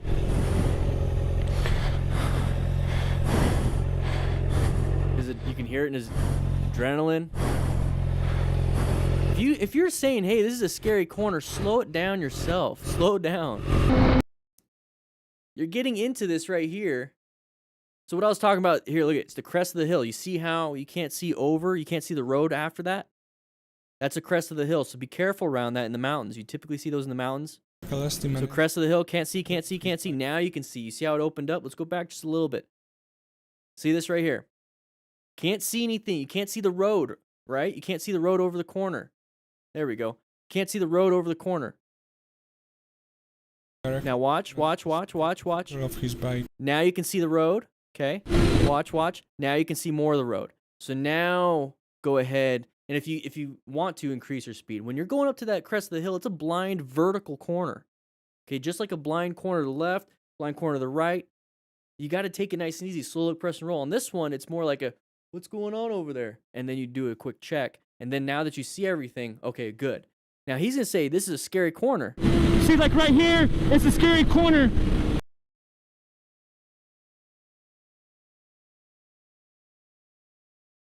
Then why are we hauling ass? Why are we hauling ass? I don't know who he's talking to. Does he have a cardo? I don't know. Who are we talking to? Ourselves? Let's slow it down then, dude. Let's slow it down. It might be scary for him, Prodigal, but this is definitely a brown stage maneuver right here. So look, you can easily make this. Just commit to it. He just went a little bit too wide. Now, why do we go too wide towards the last 3/4, right? Last 3/4 of the turn, you typically see people go a little wide and crash. That's because they slingshotted themselves by doing too much speed. Too much speed at the beginning. They just went too wide because they just got pushed out. When you go fast, your bike wants to stay straight. So what happens when you're turning and the bike wants to stay straight? You're going to go wide. Now, you can mitigate that. Speed isn't necessarily the thing that's going to cause you to go wide. Speed with inexperience, speed with improper countersteering, speed with improper body positioning, speed, too much speed with all those things could cause that. So it's just way too much speed for your skill level or just way too much speed. Either way, it's too much speed. So if it's definitely for your skill level, increase your skill level so then it won't be an issue. But if you don't have the time to increase your skill level, you can't take a class, just slow it down. It's that. Very lucky. Imagine if another car was coming this way, though. Woo-wee. Bad day. And, oh, kept it. Ooh. And right here, check your pantalones. Check your bike. He is so lucky. So lucky he didn't crash. Holy crap. Yep. Here There we go. So we're riding around. We're gonna do a lane change. He's looking. Whoa, really, really quick. Okay, you don't have to do it too crazy. Okay, watch out for this vehicle. Yep. We got into their blind spot. You got to look multiple lanes away. You need to see where you are in time and space with everyone else on the road. So let's go back just a little bit here. So what I was saying is like, hey, don't go too crazy on the turn. It's because when you do really sharp inputs, when you go like really sharp in the inputs, you're jostling suspension. You might possibly get a little bit of traction loss when you do something like that. So it's just gonna be a nice little adaptation. Okay, you're just moving over a little bit. Okay, do a quick head check, blinker, you know, your turn signal, and just do a quick switch. Don't smash it in and do this. Okay, we're not trying to do anything crazy. So he's doing his head checks. Yeah, don't do that. Just make it nice and easy. You don't want to do very sharp inputs. Now, right here, we're gonna get up to here, and this vehicle is switching lanes. But if you notice, we're right in that blind spot. A whole lane in between us, but we're still in the blind spot. And we're gonna maintain this blind spot the whole way, and that's not good. So we maintain that blind spot the whole way, and then that's why the person wanted to come into our lane, because they didn't see us, and because this vehicle in front is going slow. So what is the pattern we always talk about here on this channel? Let's go back just a little bit. Oh, I can't. Let's just leave it here. What do we talk about on this channel all the time? Talk about patterns. Big open lane in front of us. We have the vehicle that is going to be causing the issue. Why are they switching lanes? Because the vehicle in front of them is going slow. So they're going to want to switch lanes. So that's going to be the big thing here. So let's go ahead and go back just a little bit. So these vehicles are going slower than this vehicle wants. This vehicle is going faster than all the other vehicles. That's why we switch lanes also. Now, the big problem here is we have this big open lane and we're in the blind spot of this vehicle. This vehicle wants to get into the open lane. So when you see this pattern, take a quick look at this. When you see this pattern of a big open lane in front of you and a bunch of vehicles to the other sides that are going slower, and you have one person that wants to get out of that spot, because if that was you, you'd be doing the same thing, they're going to want to come into our lane. And more than likely, they're not going to see us because of all the excuses we give them, unintentional blindness, motion-induced blindness, or we're just invisible. They're going to go in front of us. They're going to do a path of travel violation. And that's what you got to be worried about. Now, it's their fault, but we should be planning our ride, position for safety, locate this hazard, adapt to it, or navigate it. We talk about that in the Smart Rider Basic Training ebook. Grab it right now. Links in the description. Welcome, Hugo. Hugo. Welcome.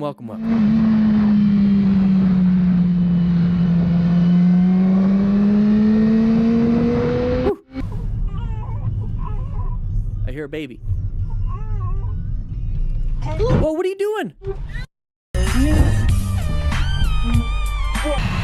Whoa, what are we filming for? What was that all about?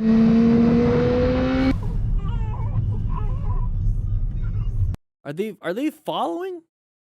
Are they just following Manimal Zoo? Welcome to the crew, baby.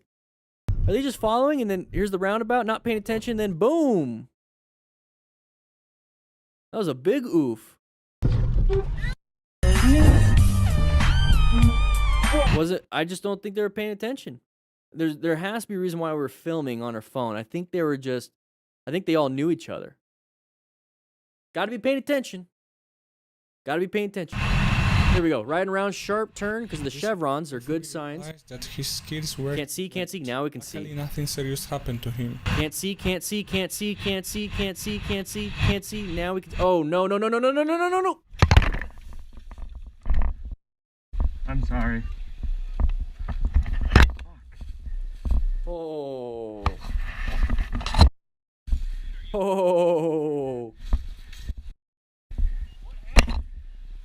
My wheel lost control. I don't know. I think I slid over something. Just. Lost control. Probably hit that rear brake a little bit. All right. So what I was saying, This new rider fully realized that his skills were to be blamed. Luckily, nothing serious happened to him. okay, so we got the chevrons right next to where it says Motostars. That's going to indicate it's a sharp turn. Now take a look at the area that you're in. Exactly, lucky to be alive right here. Take a look at the area that you're in. You're in no shoulder area. You have oncoming vehicles, because that's what the double yellow basically means. We got vehicles coming this way. You can't see around corners. You have lots of shaded, unshaded, shaded, unshaded. That really messes with your pupils. You know, dilates, constricts, and it's very hard to see. You have a blind vertical turn, which is the crest of the hill. You see how you can't see the road after that edge right there? There we go. After this part right here, you can't see anything. That's because it's over the hill and then it's down. Okay? So if it's over the hill and then it's down, and then it possibly turning to the right, because you see how there's a bunch of trees right here? That means it's turning that way, so it's up and to the right. It's not a good situation to be in. Okay? So that means we need to slow our speed down. So it's not just on how we can control the motorcycle. It's about where are we? Because if you're not being situationally aware and you're not orienting yourself to the situation in the area that you're in, it doesn't matter how good your fundamental skills are. You could be setting yourself up for something that is not there. You have to pay attention. It's one thing to know how to control the bike. It's another thing to know where you are. We're doing this. We're right on the line. Right on the line already. We set ourselves up wrong. We crossed everything before we could even do anything on the turn. Asha, welcome to the crew. Woo! So we set ourselves up wrong. That's what happened. And then the moment we see the car, especially for a new rider, we target fixate on that car. And all we're doing right now is applying brakes, which is hopefully going to save and mitigate a lot of things. Because if he went full speed, he probably might have amputated legs. So he's doing it as best as he possibly can in the situation, but it's not going to be enough. It's still going to result into a crash. And it's all because we weren't orienting ourselves to this situation. New riders, pay attention. Take a seat. Pay attention, new riders. We need to be making sure we're not doing this. This is not good. This is not good. Thankfully, nothing crazy bad happened. It could have been so much worse. Started off wrong, target fixated, head-on collision. Look how far he flew. It's crazy that he's walking. I'm very surprised he's walking. I'm sorry, man. I'd be concerned about... I don't know. I think I slid over something. Yeah, it was the paint, but you went a little bit too wide. So if you're the car driver and that just happened, yeah, you know, it might piss you off. Your Nissan got damaged. But I'm still going to check out the driver or the rider. I'm going to make sure that this rider's okay. I don't care about the material things, everybody. That's what you have insurance for. Get yourself a quote. Și asta, practic, e... Oh, low side. And we're slipping and sliding. E așa ceva. Hey, look how far it's still going. Alright, so he lost traction on that rear tire. Possibly trying to slow down because he was catching up to the riders up ahead. Low-sided. Thankfully, he had full gear on. It looks like he has full leathers with just like a shirt on. Romania, Mate, you know this? Yes, he's got full leathers. He's just got a shirt on, or a jacket. Hey, that's a Nikon. CDM. Hey, how you doing? That was a Nikon. You guys see that? Or these are all Nikons. Oh, never mind. These are all Nikons. Yamaha Nikons. Bogdan, ești bine? Look at the front tires. Okay. We got two of them. These are all Nikons.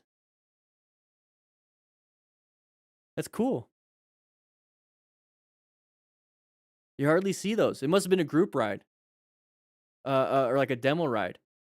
Slid over something. Și asta, practic, These are Yamaha Nikons. Oh.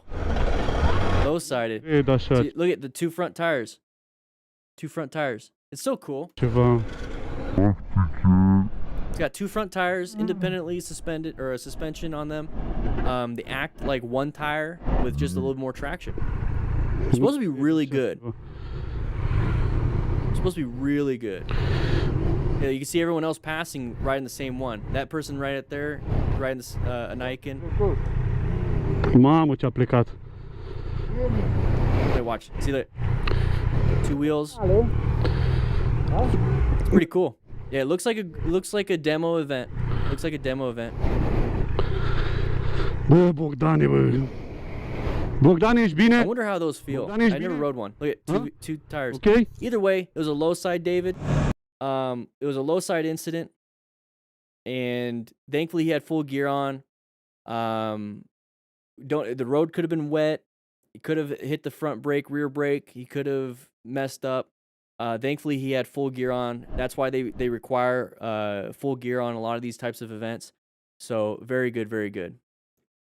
Chelsea, your inseam is the height from the crotch to the floor. Measure that. Yep. Seat heights. Yeah, so that's another thing is like seat height doesn't necessarily mean your inseam though, because you know inseam is straight up and down, right? So the seat height though, it goes out and then it goes down. So you still kind of have to be careful with that. Like a 25-inch seat height. I have a 30-inch inseam. A 25-inch seat height fits me pretty well, but a 30-inch seat height is pretty tall for my 30-inch inseam. Which, by the way, Chelsea, I see you in the Discord. I saw you guys all joining the Discord. If you want to join the Discord, it's absolutely free. Come join. It's free. Learn how to rescue a rider. Learn all the color codes. Woo! Here we go. Let's go ahead and watch. In this situation, the driver acted just as if his indicator gave him complete priority. Okay. Oh, no, he didn't. But there's that pattern, and we talk about. Look at the pattern. Look, look, look, look. Big open lane. Big open lane. Why do you think this truck driver wanted to do it? Now, he put his indicator last second, then turned pretty much at the same time. The problem is, as motorcycle riders, we need to be understanding when we're lane filtering, we don't have good escape paths, we don't have good positions for line of sight, and we don't have space cushions. That's the whole point of planning your ride, the position for safety.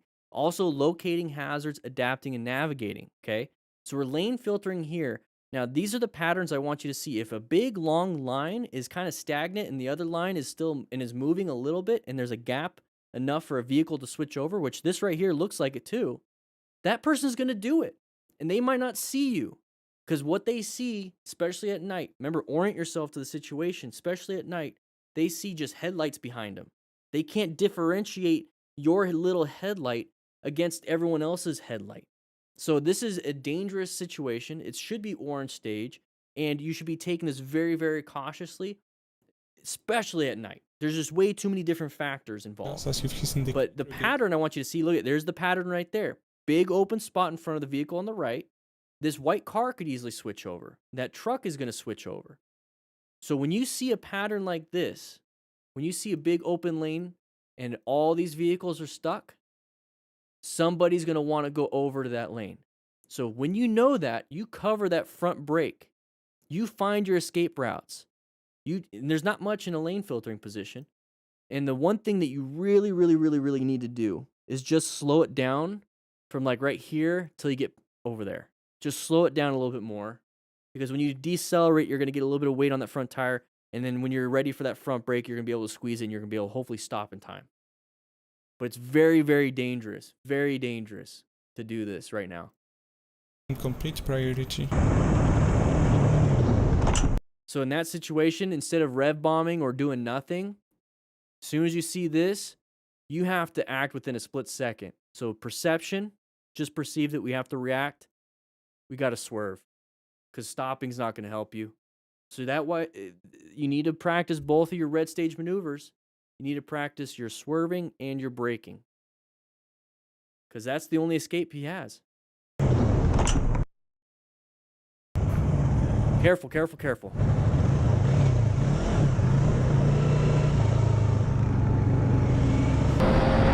There we go. Riding around, ride with Jay. Big group ride, going a little wide with the passenger. Is that a passenger on that bike? I don't know. But went a little bit wide, a little bit too fast. Oh, now this group, guys. Oh, this group. No.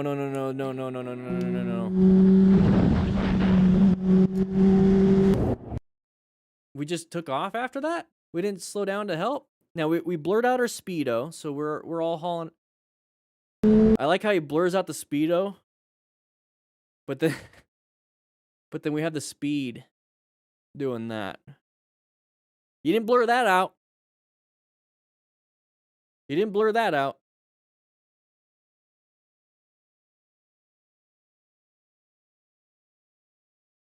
Let's go back just a little bit.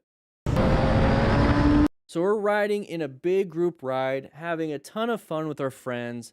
We're not really paying attention. We're just trying to get from point A to point B as fast as possible, just like when you're a little kid riding with your group buddies in the neighborhood on your BMX bikes, and you're like, hey, let's go to the Circle K. Hey, let's go to Chevron. Hey, let's get to Jay's house, you know, because it's ride with Jay. Let's get to Jay's house. Let's see who can get there quickest. And you guys are all hauling ass, jumping over curbs. You know, you're racing. You know, you're taking risks. You're trying to get there as quick as possible. You got there like a couple seconds before the other person. You guys have bragging rights. It's a great feeling. You get a drink and blah, blah, blah, blah, blah, blah, blah. That's what we're doing right here, but we're doing it on machines going 60 plus miles per hour now. You can't have that same mentality. You just can't. And if you do, these are the risks you're willing to take. All right. Wear full gear. Get the training to do it. Don't be upset with drivers cutting you off. Let's not do this. That's what we're doing right here. And it looks like there's a passenger on the back of this vehicle. The one that just went wide. And then we got somebody else. Somebody else hauling ass. And then went off-road. So we got two separate riders going super wide because they're not paying attention or they're going too fast and they don't have the skill involved. You guys need to be smart riders. Smart riders, please. Take care of each other. Start teaching each other the right way of doing things. All right? Don't leave your buddies. If he went off wide, don't leave your buddies. Help him out. All right, here we go. We're riding around, checking our mirrors. Very good. All right. Going through intersection, orange stage. The corner was very poorly visible and it almost automatically made the biker lose his grip, not giving him any chance to react. Okay, so we did a right-handed turn. Whoa! Lost some traction. There's the high side. That's a high side now. Hey, he's able to... Hey, good job. Dodging the curb, dodging everything. Rear tire locked up. See how quick that happened? See how quick that happened? It looked like you could handle it when it was in slow speed. Alan, Billy Bear, Buddha, HP Sauce, welcome to the Discord. Oh, he just installed M4 exhaust and sliders. Woo! Damn. Hopefully he protected his exhaust and sliders on that side. Or his frame and everything. Yeah. So that rear tire looks like it locked up. Hey, we got 15 new members, by the way. Hit that join button. Get some more. Yeah. Hey, bro. Oh. Yeah, we're good. Thanks. The fender. Or the fairing. Oh, no. That side doesn't look very good. Good. It's just plastic. That's so bullshit, bro. It's just plastic. That's all gov right there. Alexis, and you checked your pants. Yeah, motorcycle rider. That's the stuff that gets you, man. All right, so it looks like gravel. Motorcycle rider. Yep. Here's the thing, though. Why are we right here, though? You see why we're right here? Why are we right on the edge? So this is the moment we started applying the brakes. Why are we aiming towards the wall? Right? So let's take a look at the situation leading up to, because remember, this is part of the after action review process. We're going to see what happened. The corner was very poorly visible. So we're going to be in the right lane because we got to turn right. So why aren't we in the right lane yet? Okay, so we're not truly set up. Almost automatically made the biker lose. Not a big deal, so we're doing it. Him any chance to react. So we got, look at our body position. We got in there and it's like, we're just going to take this turn sharp too. Okay, we can't be doing that. We can't be just like, well, I'm going to get in here and go like, boom. So I just talked about that. Because he set him, whoa. Is there like a cut?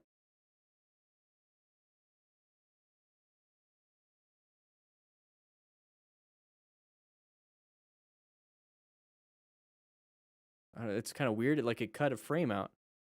Anyways, so we're riding. And we get up to here. And we're like, oh crap, slam the brakes. Oh, it's because he was making it slow motion.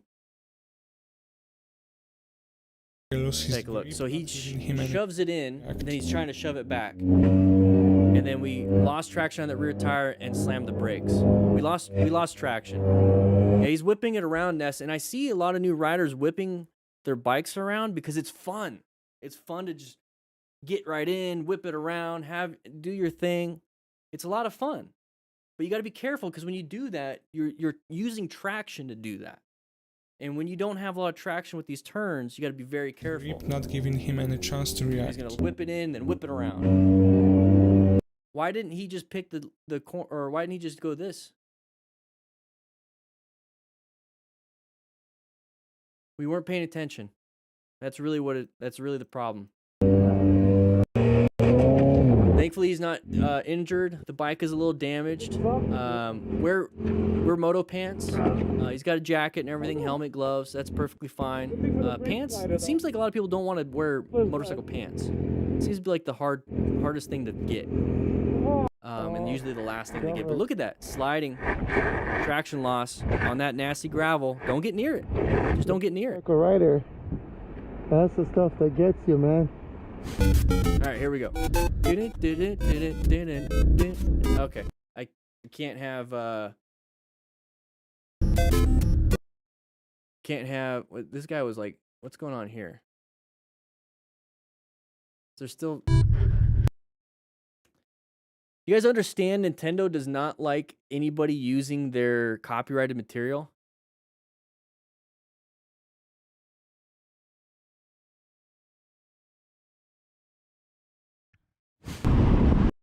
Yeah, Nintendo's pretty strict. Nintendo's pretty strict. All right. Just gotta skip it.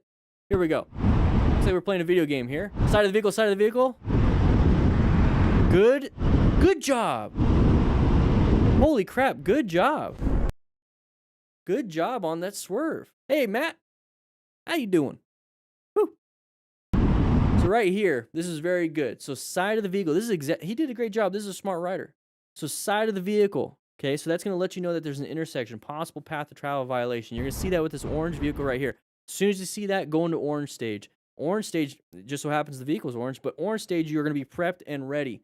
So right here, specifically identified an interest, focused threat, perceived a threat, and you're ready to act. That is orange stage. Red stage is going to be what's going to happen right. Oh, can we, are you going to do the, Matt, can you push the right button? Thank you. Appreciate it. So what we're going to be doing is do a red stage, which is going to be a swerve to the right. So he found an escape path, he's going to swerve right, and he's going to swerve back in. And that right there is a red stage maneuver. He did what he had to do. So planning your ride, position for safety. He's going to locate a hazard. Can't adapt to it because now it's a threat, so we got to navigate that threat. So we're going to swerve, and then we're going to swerve back. Very, very good. Very, very good. Here we go. We're moving on with this one. Ride to Live official.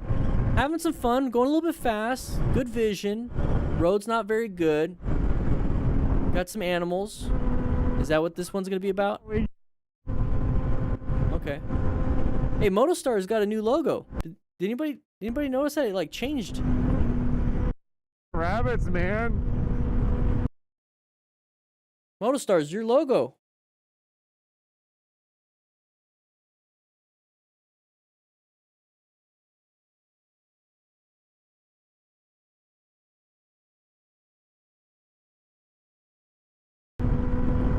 Alright. Little rabbit, little cottontail. Alright. So with those little dudes, little rabbit, little bunny rabbit, little cottontail, if you're gonna if they run out in front of you, don't try to don't kill yourself trying to avoid it. Just run them over if you have to. Alright? All right, here we go. Slow down here as the scene traffic lights change. We're really close to this van. Okay, so we're doing our thing. I think it's just the camera angle. She moves over here to try and block me and speeds up right on my back wheel. Okay, okay. Some drivers don't like it. Okay, now we're protecting our lane, but look we have bad line of sight, bad space cushions. So if we get sandwiched, we're screwed. So always position yourself for safety. Don't protect your lane like this person's trying to do. See, now we got a good space cushion. I like the space cushion. We're good now. We're good. All right, watch out. Brake lights ahead. Let the person be dumb. Let them be dumb. Let them be dumb.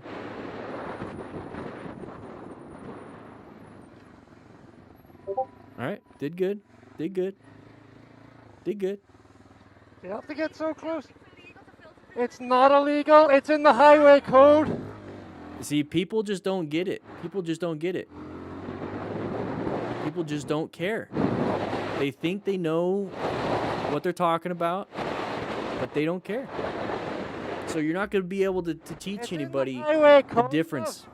Yeah, it's in the highway code, but you're not going to be able to teach anybody that. It's in the highway code, love. Tailgating's illegal. You'll be on YouTube later, love. You're all right. So I like how the biker is handling this. He's handling it because if her mate is an instructor, she's gonna tell him later, and he's gonna be like, "You're kind of wrong." Please. Just leave it alone. Okay, I said you're doing good. Just leave it alone now. Just leave it alone. That's fine. That's fine. Leave it alone. Leave it alone. IX61 VOO. Look at this. Look at this. Okay, you got evidence. Evidence is great and all. You're getting reported to the police. You're getting reported. Oh, poor dog. Evidence is fine and all, but if you're in the hospital because you're trying to gather evidence, it's not going to do you any good. So if you're riding around and then this type of stuff happens, give that person room, move over, slow down, let them go, let them be in front of you, and that's the end of the story. Stop trying to get more and more evidence because at the end of the day, typically these motorcycle riders aren't really turning them into the police. They're trying to get more views, they're trying to get more footage. Just leave it alone. Just leave it alone. Just leave it alone. Don't be a part of it anymore. It's no good if you're in the hospital. All right, here we go. Moving on, roundabout, orange stage. Once again, good job with the navigation of that weirdo. All right, you found him again? Did we go back? Was that the same car? Toyota Yaris? I think we're just having bad times in intersections. Okay. This is a okay. Okay, that one would kind of suck. Thanks yeah, for watching. Okay. Seriously, that was what we got to see. All right, so we're gonna just do a real quick, a little lightning round. So orange stage right here. Watch out for the side of the vehicle. Getting close. We just oh, it's a Kia. We just navigated around it. This person had to stop because that vehicle in front. So we shouldn't be hauling ass in there. Okay, so more of this is just be hauling ass. We're gonna be hauling ass into here. We hauled ass right behind this Toyota Yaris. We're gonna go ahead and get right on them. Now we're in a good position. We can see, right? Line of sight, very good. But still too close, not a good space cushion. Okay, so we're gonna go into this next roundabout. That person's coming in, but let's go ahead and haul ass again to get into here so we can be nice and close. We put ourselves kind of there. We didn't really wait. We just cut across. We didn't even do the round part of a roundabout. All right, here we go. And then there's that side of the vehicle pretty far away. It looks pretty neat when there's a little cut, a little slide going across. Good editing on that. Maybe zoomed in a little bit. Slow it down. This is not a real thing. This is a non-issue at that point. You slow it down. Now this right here, though, see, this is the big problem, is that you've been showing us all these kind of non-issue things to where I can't really trust what you're trying to do and what you're saying here. But when you have this little Mini Cooper coming out and you're going to try to go across, and it's like this really weird intersection, this person's going across, you're going across. This one, yeah, okay. But who's supposed to yield? Who's in the wrong? You kind of see this. You should slow it down, mitigate it by just not being a part of it. I mean, it's just, I don't know. Thanks for watching. I don't know. Overall, Motostars, I think you just needed that last few. Thanks a lot, Motostars. Appreciate it. Well, you're over there. All right. See you later. Go ahead and leave. Yeah, pretty interesting. If you're a brand new member, I'm going to take you over to the lounge, and then we're going to go to the office and just kind of have a chitty chat. But let's go. Alrighty. We had 2 videos right there of motorcycle close calls and crashes hanging out here in the lounge. We're going to get this fixed up. How do you guys like the classroom, by the way? Classroom looks amazing. We're about to go into the office, and that looks amazing too. But should we fix up the crew lounge next? What do you guys think? The crew lounge, should we make it bigger and better? Should we fix it up next? Let me know. Write it in the comments. But let's go ahead and go in the office and just hang out for a little bit. Alrighty.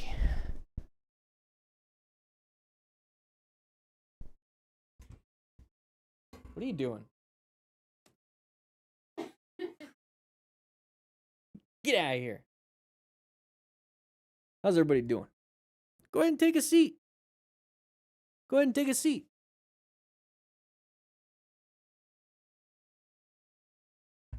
Go ahead and take a seat. Woo. All for the updates of the crew lounge, but no way I'm moving the pool table. No, we got rookies for that. Speed limit. We got rookies for that.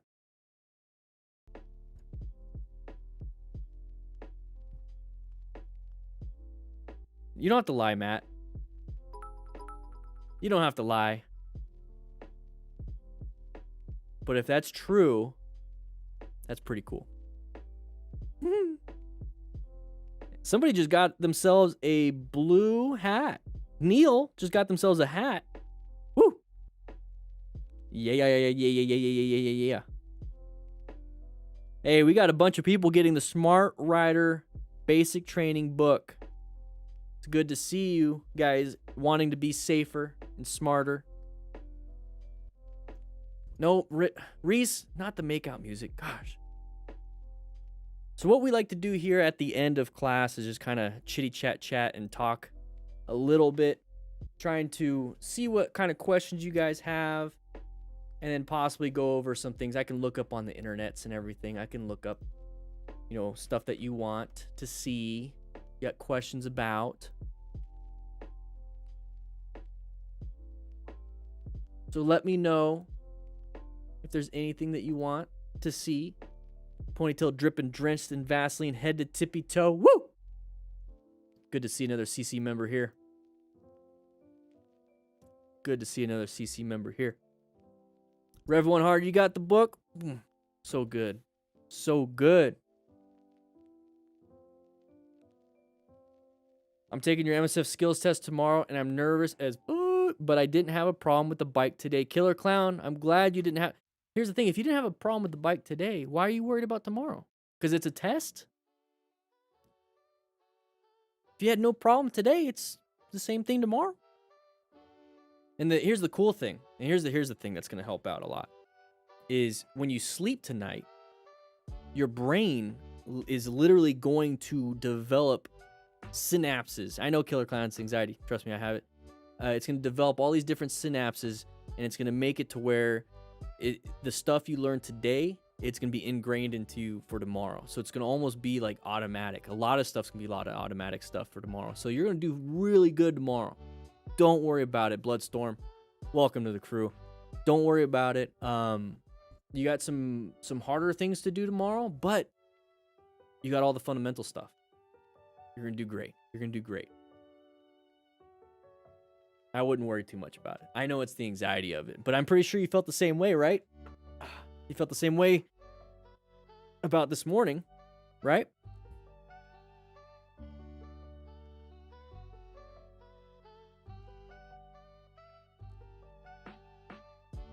Discord says invalid invite link. Arrhythmia, does this... Can you guys click it? Here, I'm going to click it. I'm going to click it when it comes up into the chitty chat. No, it works for me. 7,670 members. 1,700 people online right now? Holy crap. Guys, join the Discord. Come and hang out at the firehouse. Come and hang out.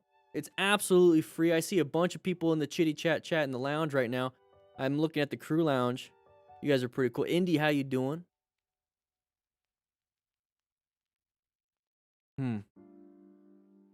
Might have to. Maybe something's going on.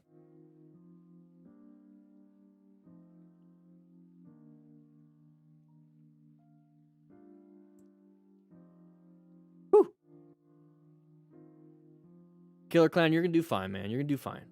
You're gonna do absolutely fine. Hey, here's the thing, Killer Clown. Go ahead and join the Discord. We have a new rider section, and we have just the lounge, just to kind of hang out, chat with people. There's a bunch of new riders.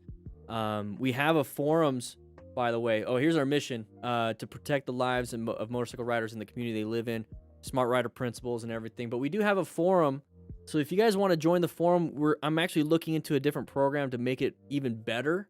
But you can go ahead and ask questions. We have a great article from Damn Nice about why he chose the FTR. Very good article, by the way. Very good. Got some good comments on it. I even commented. This is amazing. I feel like I feel the emotion in this and everything. But we're also going to be doing a little bit more of the training journals. So I got the first one. You guys can create your own.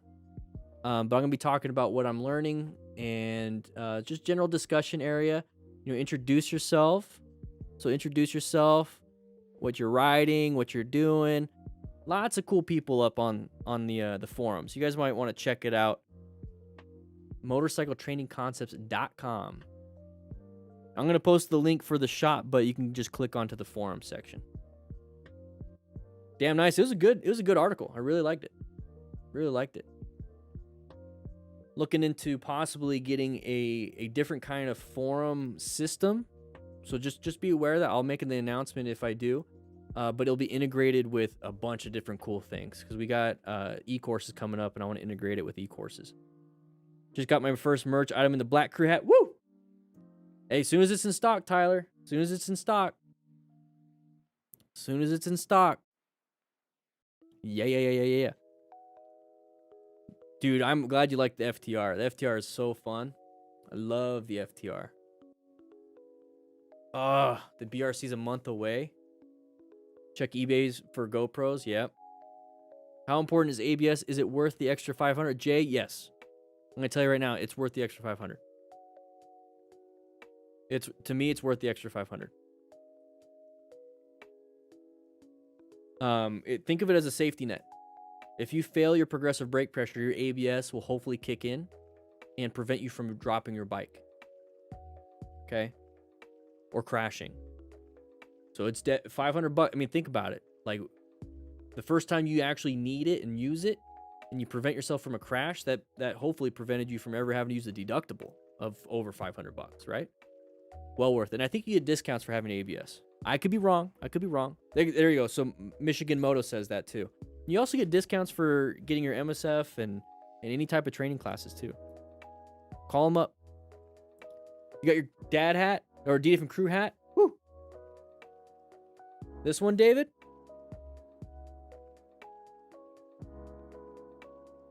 Yeah. It's got a little... It's embroidered. It's a flex fit hat. So if you guys know how the flex fits fit, D from Crew Smart Rider. A little dusty. Just having fun with it. Yeah, off-road you don't want ABS, no. Because you want to be able to slide.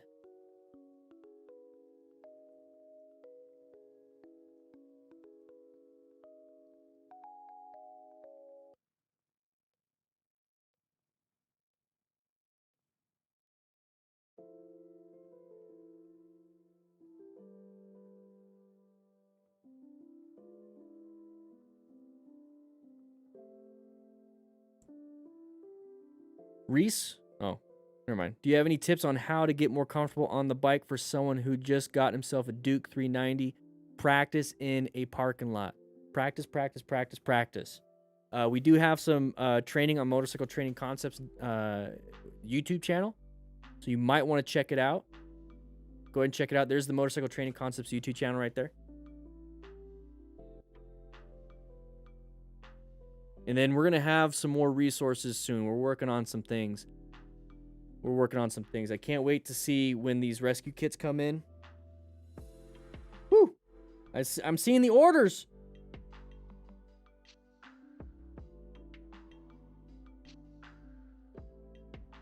Grab yourself a Smart Rider basic training ebook. Here's the thing. You see it says use code Smart Rider. You get a 15% discount if you use the code Smart Rider. There's only 500 coupon codes. I don't know how many are already taken, so you might want to get it now. It's a huge thank you to getting this started. Once they're over, it's not going to be on discount anymore. So this is the best price you're going to get. If you're a crew member, you get a different coupon code.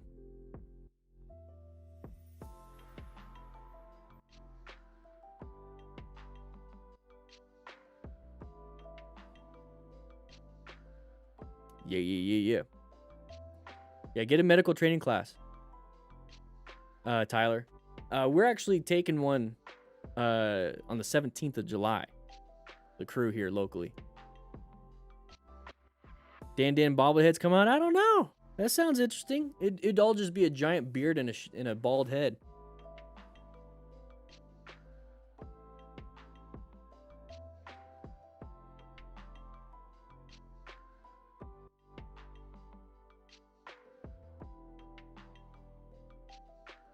Hi.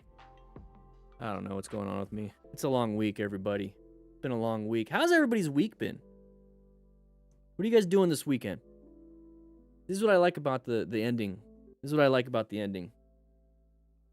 Bobblehead should be in a dad hat.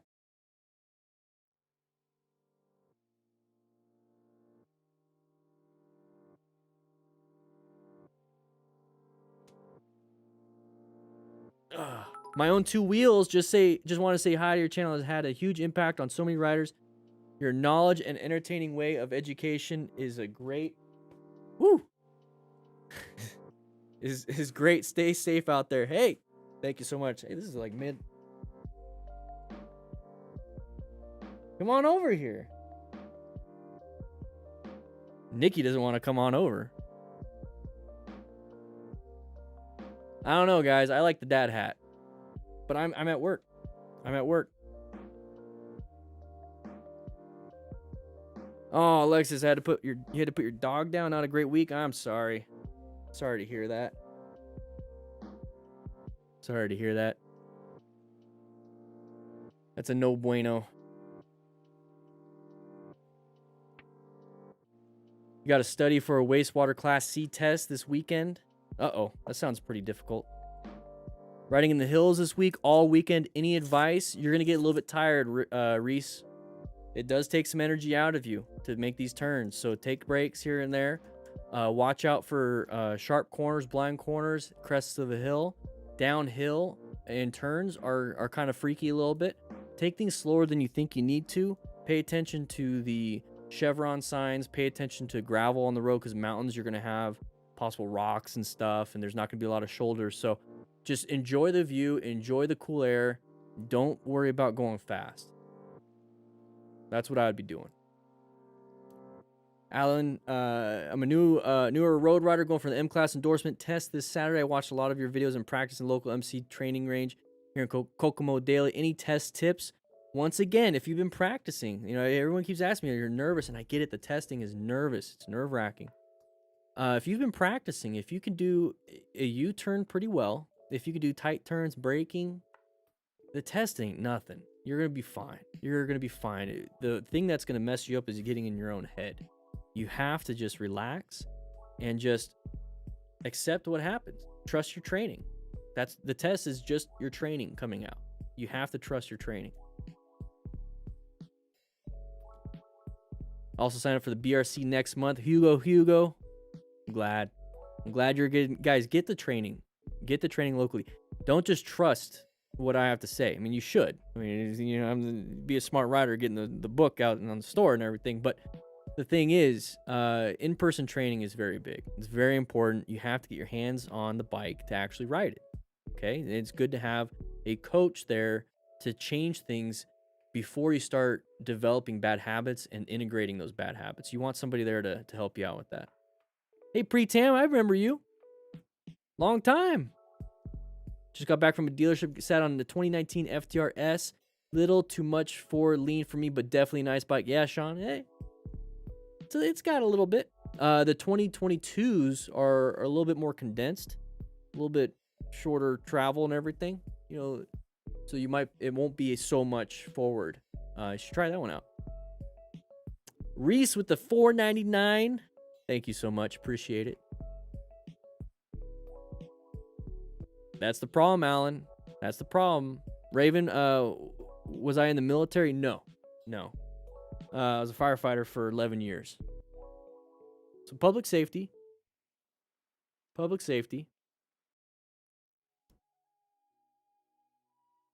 Hard liquor shot before the no, Leo. No. Taking the MSF course this weekend. Your videos have helped a lot. Devin, hey, how many people are taking their tests? Because COVID and everything's kind of easing up a little bit, right? So is everything opening up again? Is everything open up again for you guys? Bilal, that's a tough question. It's a tough question. I watched Dan's videos, did practice religiously, took the test. The lady said I was the best one she tested all month. Not all year though, monkey? Only the best one she tested all month, not all year? Come on. Nah, I'm just kidding. Was it at the beginning of the month too? Was it like the second day?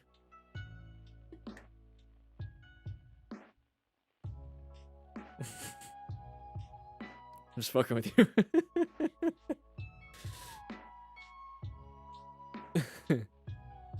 Cup of coffee, yeah, Leo. A cup of coffee, not a shot of whiskey, right? I'm messing with you, monkey. I'm messing with you. Monkey, come back. Come back. Come on, man. Go ahead and sit back. I was kidding. No, it wasn't. No, it wasn't. Bilal, fun fact, actually, my wife allowed me to get a bike after watching. She allowed you to get it? That's good. That's the thing is a lot of people do ask, how do I convince my loved one to be okay with me riding? And I always say, make sure you get the training, because that's the biggest thing is they're worried that something bad can happen. But if you get the training, you mitigate the risks as best as you possibly can. You share the fact that you're training. You share the fact that you're being smart about it. You start to open up more of the, okay, we could do this. We could do this. It's okay. Yeah, everything's fine. Everything's fine. Am I planning on making a moto vlog ever? I don't do moto vlogs, but I do tip videos and I do training videos on motorcycle training concepts. So if you want to see me on the bike, we just had a video that came out. It was the 7 stupid mistakes beginner riders make. I'm out there riding on a 2022 Indian Chief Dark Horse 116. I guess you don't subscribe to that channel. I've been riding. Gold.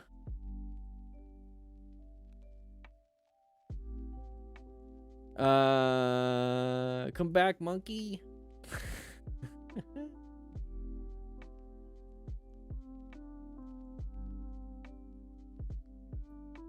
Guys, if you're sending me messages, I don't get them on Facebook or Instagram typically. I'm going to be dedicating more time to the Discord, so if you need to get a hold of me, send me a message on Discord. It's a lot easier. It's a lot easier because I get some weird trolls on Instagram, so I just kind of took that away, moved everyone to Discord. Did I meet Nikki before or after I started riding? Kenneth, I met her after I started riding. I was riding for 4 years. Not very much. Do you get out much on your bike? No. Reese, not really.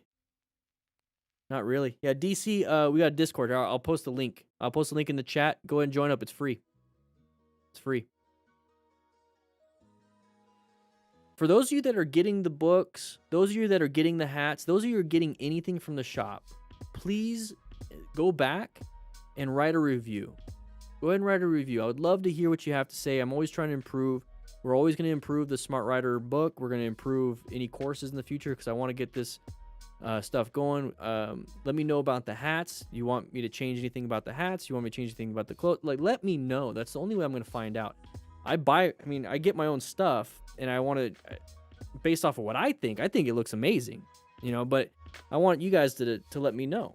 I want you guys to let me know so I can maybe make some changes if I need to, okay? Dropped a new meme in the lounge. Pyro, is that you?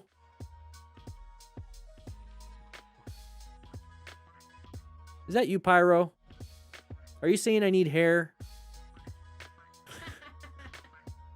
What is that? You and your Photoshop. That's Photoshopped, everybody. That's not really me.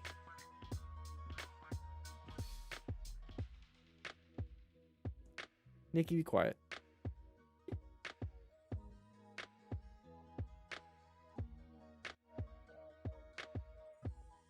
No. Look what you started. She wasn't even want to be on the camera. She showed up to the firehouse. She doesn't want to come in. It was just the review one. It was the review one. I already sent it back.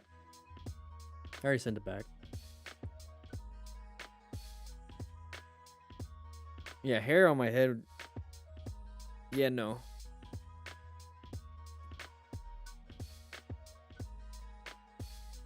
What's this music?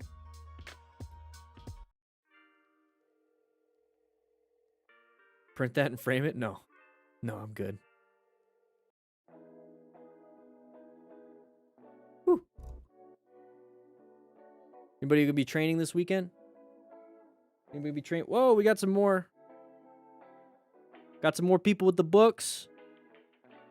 Guys, remember, there's gonna be a 15% coupon code right there. Use code SMARTRIDER when you get the book.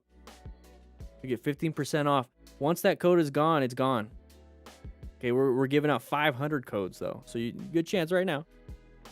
But once those are gone, they're gone. That's gonna be the cheapest you're gonna get it. So you might want to get it now. See you later, Gator. Dan with long hair, I'm scared. No. I like the beard. And I like having the shaved head. You can always wear a hat.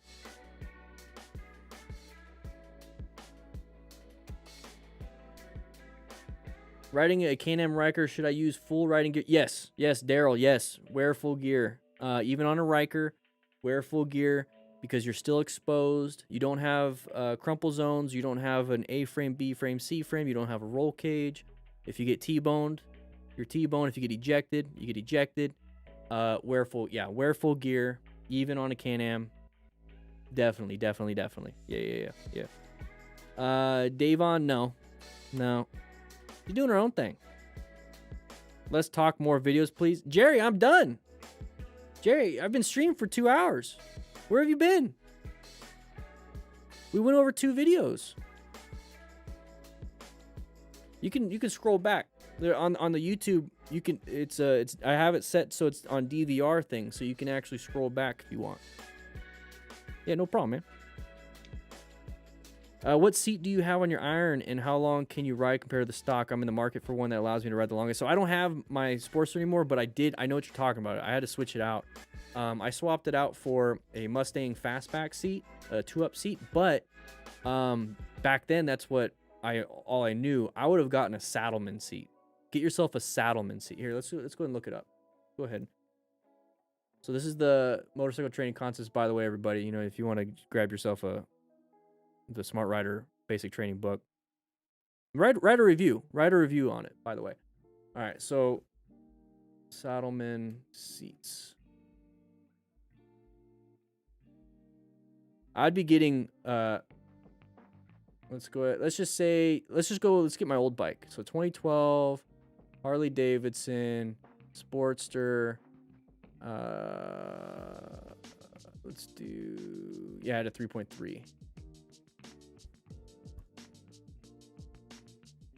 Now you don't have to get it from Saddleman themselves.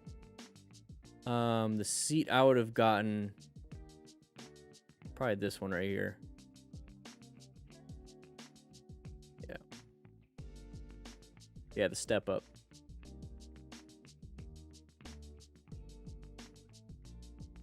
So I would have gotten this seat. It doesn't have to be brown, but look at these. You get different kinds. So these are all the different step ups. You can get checkered, you get stitching, no stitching. You can get the gripper thing, so it's like a grip tape. And then here's the gel stuff. So you can get the driver gel insert is included, but then the passenger gel insert you can have optional. But that right there, and then you get all these different customizations. I was gonna do this. It's expensive. It's expensive. But hey, you're sitting on that seat. And I'd get the gripper. And I'd get the, yeah, it's gonna be expensive, but like if that's the seat I'm doing, that's the seat I'm doing. This is Saddleman. Saddlemen.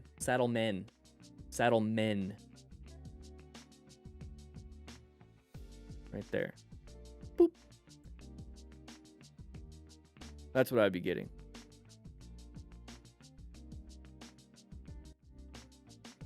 Most common injuries in motorcycle accidents are feet, lower legs, hands, arms, shoulders, head, and then back. Yep, Fortnite. Yep. You just think. So feet, lower legs, hands, arms, shoulders, and head. So every little thing, everything that's coming off your torso. So you got your legs and arms, your extremities, and then your head is on its neck. It's sticking out. So anything's sticking out. So why is that happening? Because when you go and you roll after getting ejected, everything other than your torso is getting banged up. Your back is going to get banged up. Your chest is going to get banged up, but you're going to be bouncing around a lot.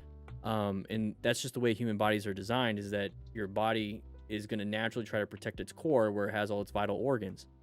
That's what's happening. So yeah, that's why you have jackets, pants, boots, helmet, gloves, and a back protector. There's not much for the chest, which is very surprising. I'm really surprised they don't have a lot for the chest, but there are some motorcycle jackets out there that have chest protection now. Get an airbag vest will protect your chest and back really well. Frank Elliott, thank you so much. 2-up isn't very comfortable, Raven. I didn't know that. Aaron? No, I'm not. No, it's been 3 years. Ace's Place. If you're going to do that, do DDFM Crew. DDFM Crew. Have you ever done a wheelie? I almost did, but I had wheelie mitigation on my FTR and it kicked in and it kept my front end down. So I almost did. It was on accident. It was on accident. Gave it a little too much throttle, but the rider aid kicked in, put the front end down. I felt it go up just a little bit, maybe like an inch, and it's like, nope, put it down. Put about 5 hours on the stock, and I couldn't enjoy the ride after 2, but I'll look into Saddleman. Yeah, so Pac-Man, that's what I would be looking into. There's some other seats out there. There's definitely ones. The Mustang Fastback was good. Mustang seats are good. They're a little bit hard for me, but and they never broke in really. Saddlemen are pretty good. Yeah. Good riding pants. I have the Reax Ultimesh overpant. The pantalones. There you go. Just got your first bike a week ago. Why'd you yawn?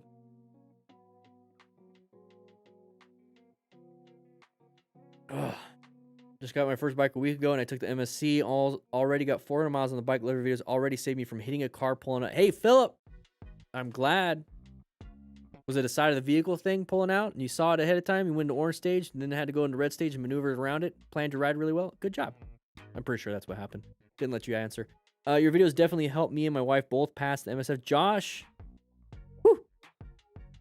I'm glad. I keep saying I'm glad. I am. I really am.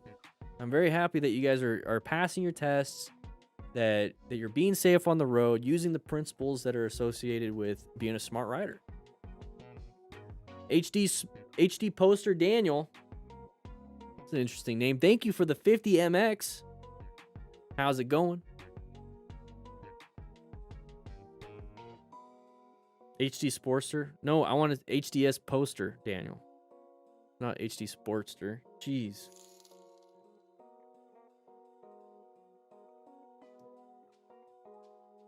Yeah. Trust me, there's if you just do a quick Google search, you're gonna find a lot of people with the same issue, and you're gonna get like, you know, you can add your own gel seat, you can add your own stuff. Oh, look, this is my Sportster. That was the Sportster right there.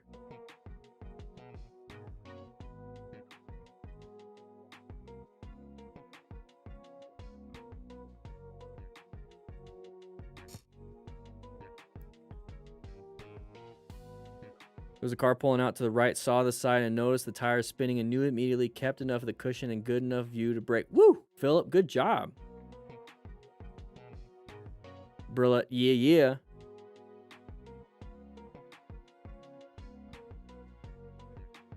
Okay, Raven, that makes sense.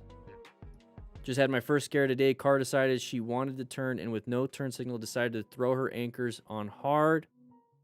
Was able to push the boat of a bike towards the gap of the outside. Hey, you found an escape path. That's all that matters, right? Just used the code and also picked up a couple of stickers, Velcro patches, and trucker mesh back hats. Would be amazing. Hey, that's not a bad idea. Thank you for the $4.99, Cameron. Cameron. Oh, yeah. Thank you so much. Whew. Ace's Place. Hey, it's good to have you. Guys, the Discord is free, by the way. So join the Discord. Bilal, no. I've seen a track. No, just I've been thinking about it. I think my focus is it's getting towards medical training, trauma training, and it's like I think there's a lot of coaches out there already for motorcycle training. It's like I want to teach the principles around it, and I want to make sure you guys have what you need, but I feel like nobody is doing rescue training. Nobody's doing like what to do after a crash. Nobody's doing that. I think that's what I'm going to be doing. So I don't feel like I need to go to the track for that purpose. But I definitely would like to go to a track just for my own personal stuff. Elliot, I'm glad, man. I'm happy that the stuff that we're doing is helping out. Jarrett, you hear my voice? How important is an RPM gauge? Not too important. Not too important. I didn't have it on my Sportster, and I got it. It was fine. I did it by feel and sound and kind of what speed I was going. Any future videos with the Ami Noob? Yeah, of course. He's great. He's a good content creator. He does he does a great job. I would love to work with him again. I've worked with him a couple times. He does good stuff. On your ride yesterday, Lawrence, a car in front of you signaled for a right turn. You crossed the center line to pass just as you committed. A car came from the other direction. My escape path was to accelerate. You got out of there, though, right, Lawrence? Kind of leaving me hanging. Is it a cliffhanger? You got out of there, though. You swerved. You found your escape path. Oh, crap, another thing came up. You swerved, found another escape path. You got out of there, right? You're typing, so you must be. At least your hands work. How do you feel about a Rebel 300 for a first bike? My only worry is I feel like I'm a bit tall, 6'2", but I'll go sit on one and see. Yeah, Samuel, you might be a little tall. Might be. Look at the Honda Shadow, too. So the Honda Rebel, and there's the Honda Shadow. Shadow's going to be like, it's going to be a higher CC, but it's going to be a bigger bike. And it's a good bike, too. Maybe the Kawasaki Vulcan S also, and then and then the Indian Scout 60 would be a good one, too. You already teach me how to treat a GSW type wound. Well, hopefully, I haven't been able to teach you anything about the chest GSW, so I don't carry any chest seals. But yeah, if you get a chest wound, put on a chest seal. Any recommendations for taller riders looking to get their first bike? Ness, I'm going to tell you adventure bikes. Dual sport bikes are going to be the best ones you're going to get for a beginner tall rider. And you're going to have a lot of fun. Dual sports are, honestly, I think they're like my favorite bike. Dual sports and then my bike. Just ordered a shirt I'm currently wearing. Do I have to give this one up? David. Woo! Yeah. Guys, we got, remember the Smart Rider ebook and it's international. So if you're everything else on the shop, we're not shipping international, but we got the Smart Rider ebook and then my first ebook.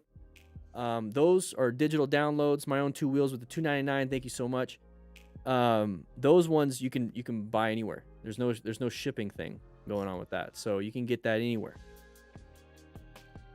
The hats and everything else you can't get unless you're in the United States. For now.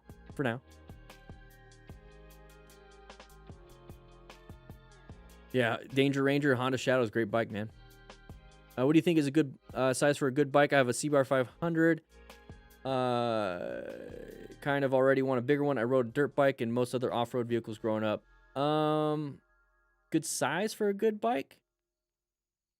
You want a bigger one? Hey, you know, I would keep the CBR 500 for in town, just having fun. And then if you've already rode dirt bikes and stuff, I would get like a big dual sport bike. That's what I would do. Raven Grady, what is my dream bike? The 2022 version of the bike I currently have. I have a 2019 Indian FTR 1200S. I would love to get the 2022. They made some changes, and I feel like the 2022 fits me better. But I honestly like my bike better in some different ways. But then I don't ride enough. If I rode more, I'd probably have 2 bikes. I'd probably trade in the 2019 for the 2022 and then get a Challenger also.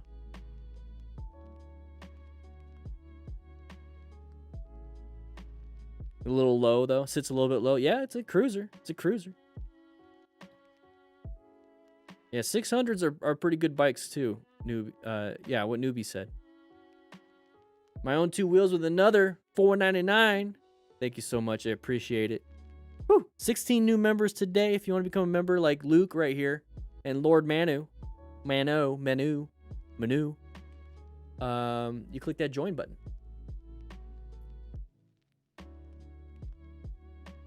Wait, why don't I ride as much? I just don't. I just haven't been able to. Been getting a lot of stuff situated. There's no real excuse. I should be going out riding. I should be riding. And it's hot. It's 110 degrees today. So there's that. And I'm a busy man. Exactly, Newbie. You want to join? No?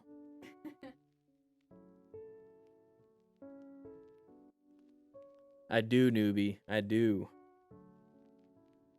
I think we're getting some training set up, which, by the way, we just look at this right here. Whew. Those are my Sportster out in the desert. Woo-wee. Just want to share that with you guys. We're gonna get some more training going up. So like I said, I wanted to focus more on the rescue training. So I sent another email. It's been 6 weeks since I ordered Rescue Ronaldo, and it's still nothing. So getting a little upset by that. 6 weeks I ordered, but I want to do some more training. I want to do some rescue training. I want to do some parking lot training, because I think I'm pretty sure I finalized the riding program I want to do and create for you guys. Am I into sports, Dan? Not really. I I watch a lot of gaming stuff, so I watch a lot of Warzone events. That's pretty much it. I do follow football when it's in. I don't follow basketball or anything like that. I do watch it though. If it's there, I'll watch it, but I prefer to do something else really. Football though, I'll watch. My husband is originally from Phoenix and keeps subtly hinting he wants to move back. Yeah, it's 100 plus degrees here. Yeah, it is. There's a heat wave going on right now, Alexis. Don't do it. Wherever you're at, it's probably better. Yeah, the bleeding dummy, Leo. Yeah, the Rescue Ronaldo. I ordered it 6 weeks ago, April 12th. And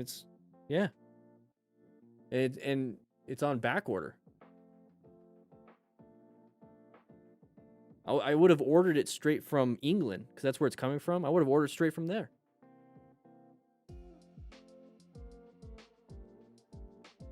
My personal temperature limit is about 100. Yeah, I'm about the same. I can deal with 100 for a while.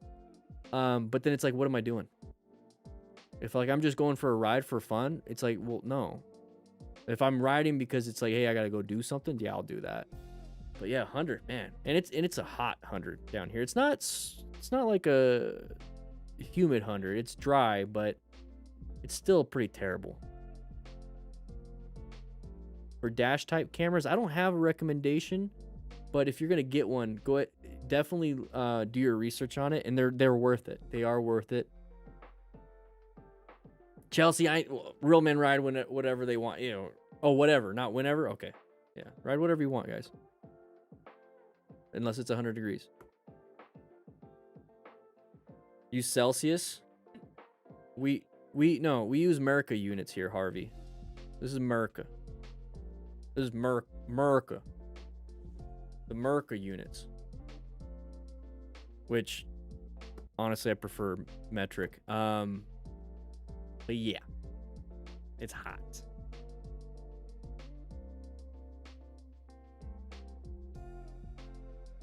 The humidity is pretty much nothing here. Jerry, it's not a clubhouse, it's the firehouse. And it took a lot of time and effort to build this, Jerry. Einstandig. You're in it. Why are you here?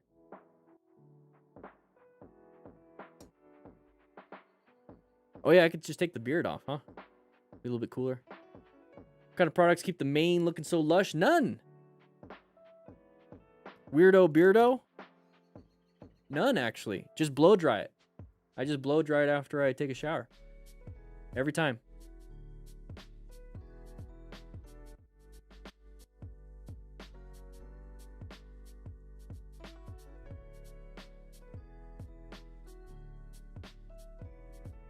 It's the World Biker's Head. Do I have bugs in there? No. I get little birdies flying here though and hang out. Made a nest right here. See it? Right there. Jerry, you see it? Right here? Jerry, you see it?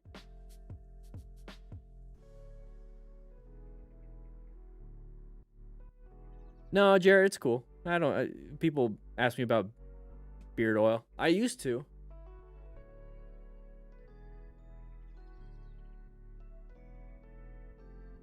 Is the beard green screen? No, this is not green screen.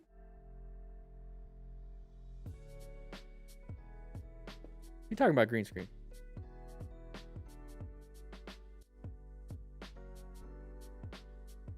I'm not hearing myself talk.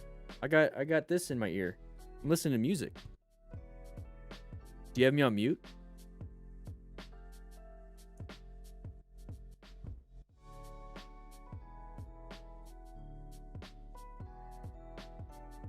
I think the hottest it's been in Scotland would be around 78 degrees. What? I want to move to Oregon. Anybody here in Oregon? Epic 5 TV, how you doing?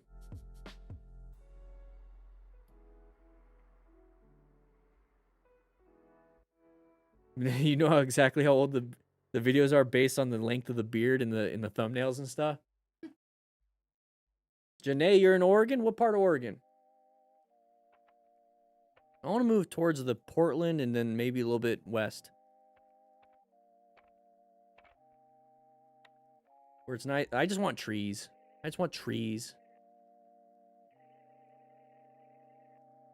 Crazy chick trying to convince your partner to grow a beard. Hey, just show him this. Oh, what? What did you do?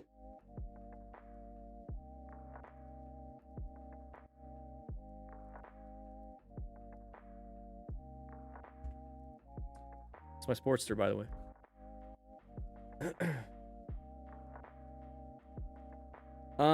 Why did I stop using oil? It was actually causing beard itch.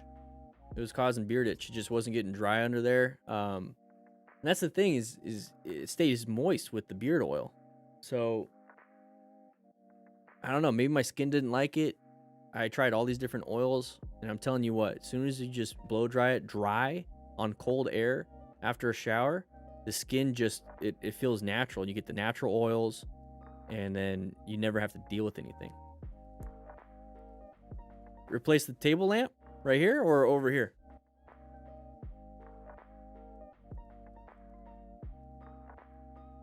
Yeah, see, look, it's shining. That lamp is shining onto my hand. This is real.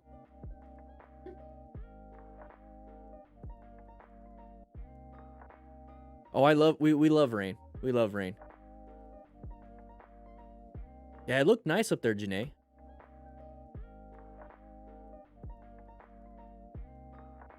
How often do I do live videos, Raven? Every Tuesday and Thursday at 3 p.m. Mountain Standard Time.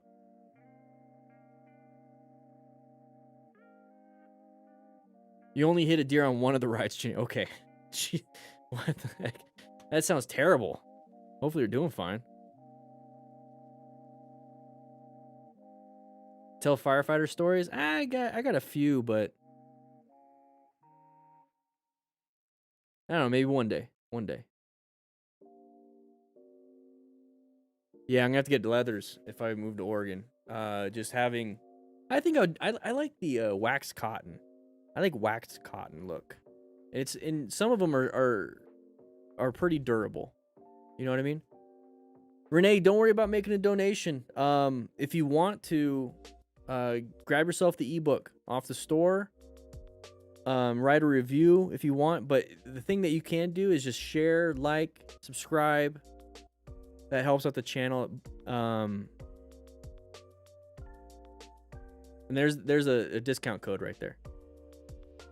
Did 65 tumbled 80 feet down the road. Oh. I have a dream that one day Utah will join Arizona until daylight savings to shove it. Yeah, seriously. I love having not worrying about that and stuffs. So what bike do you have these days? I saw the FTR and then the Chief. I feel like I can't keep up. Justin. Hey, how you doing, Justin? I just have the FTR. The Chief was a loaner. I got a crash 3 weeks ago. Your riding model really helped me avoid deadly consequences. Hey, Aries. I'm glad. Just moved from Arizona to Houston. You should come out. Hey, I want to go to Texas. Texas sounds great. MC Rider is good. Yeah, Allie. The foothills of the Olympics is about 30 miles south of the... Oh. Worst accident I've ever seen and watched, like in real life or on a live stream. On the live stream, I think it was probably the guy that got impaled in the leg. That was just kind of interesting. That wasn't the worst.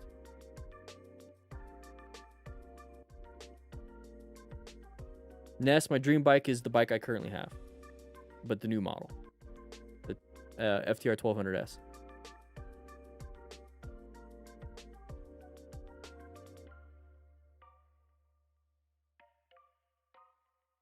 Did I ever burn my beard as a firefighter? I didn't have a beard. I had a mustache. I didn't burn the mustache though. But if I got so close that I burned a mustache, I'd be burning my throat and airway and everything. Yeah, the chick with the guardrail was bad. Max wrist one was pretty bad. The lady that split her spleen and had a splenectomy, that was pretty bad. But it wasn't gross. It was bad outcome. I did have somebody smash their face completely open and die on scene in real life. Face to the top of the car. No helmet, or a 3/4 helmet.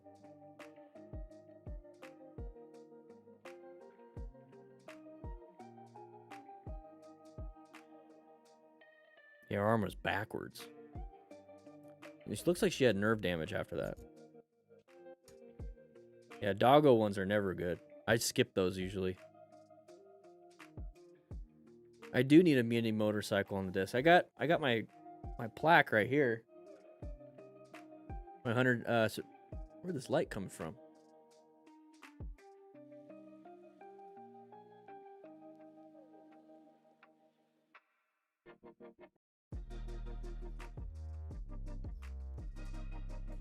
I think the one, yeah, hit her arm in the guard. Yeah, that was pretty bad. There's a few. There's a guy that's slid his forearm on the rail. Yeah, the windows are on the other side. That's kind of...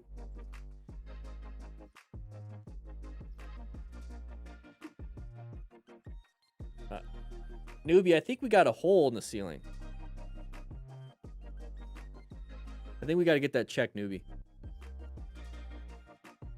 Am I going to ride this weekend, X-Ram? No. I'm going to be visiting some families and doing some things. Yeah, it must be shining off the floor. There's some crumbs they didn't pick up. Only broke his leg. Breaking a leg is a pretty hard thing to do, especially your femur. The femur is a strong bone. I wonder if he broke his tib fib. But if you break your femur, that's a bad one.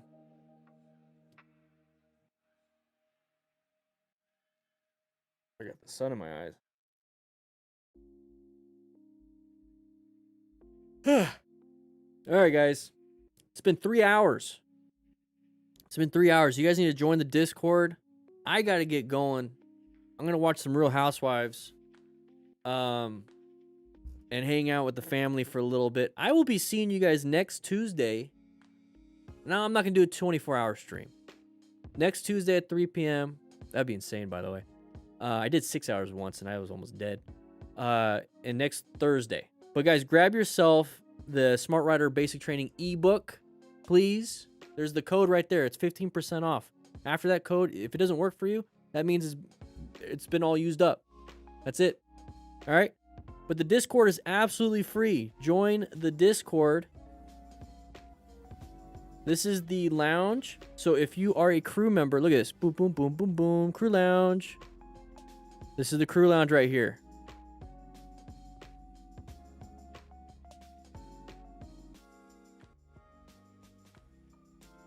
So if you are a member on YouTube, sync up your YouTube or Patreon to Discord.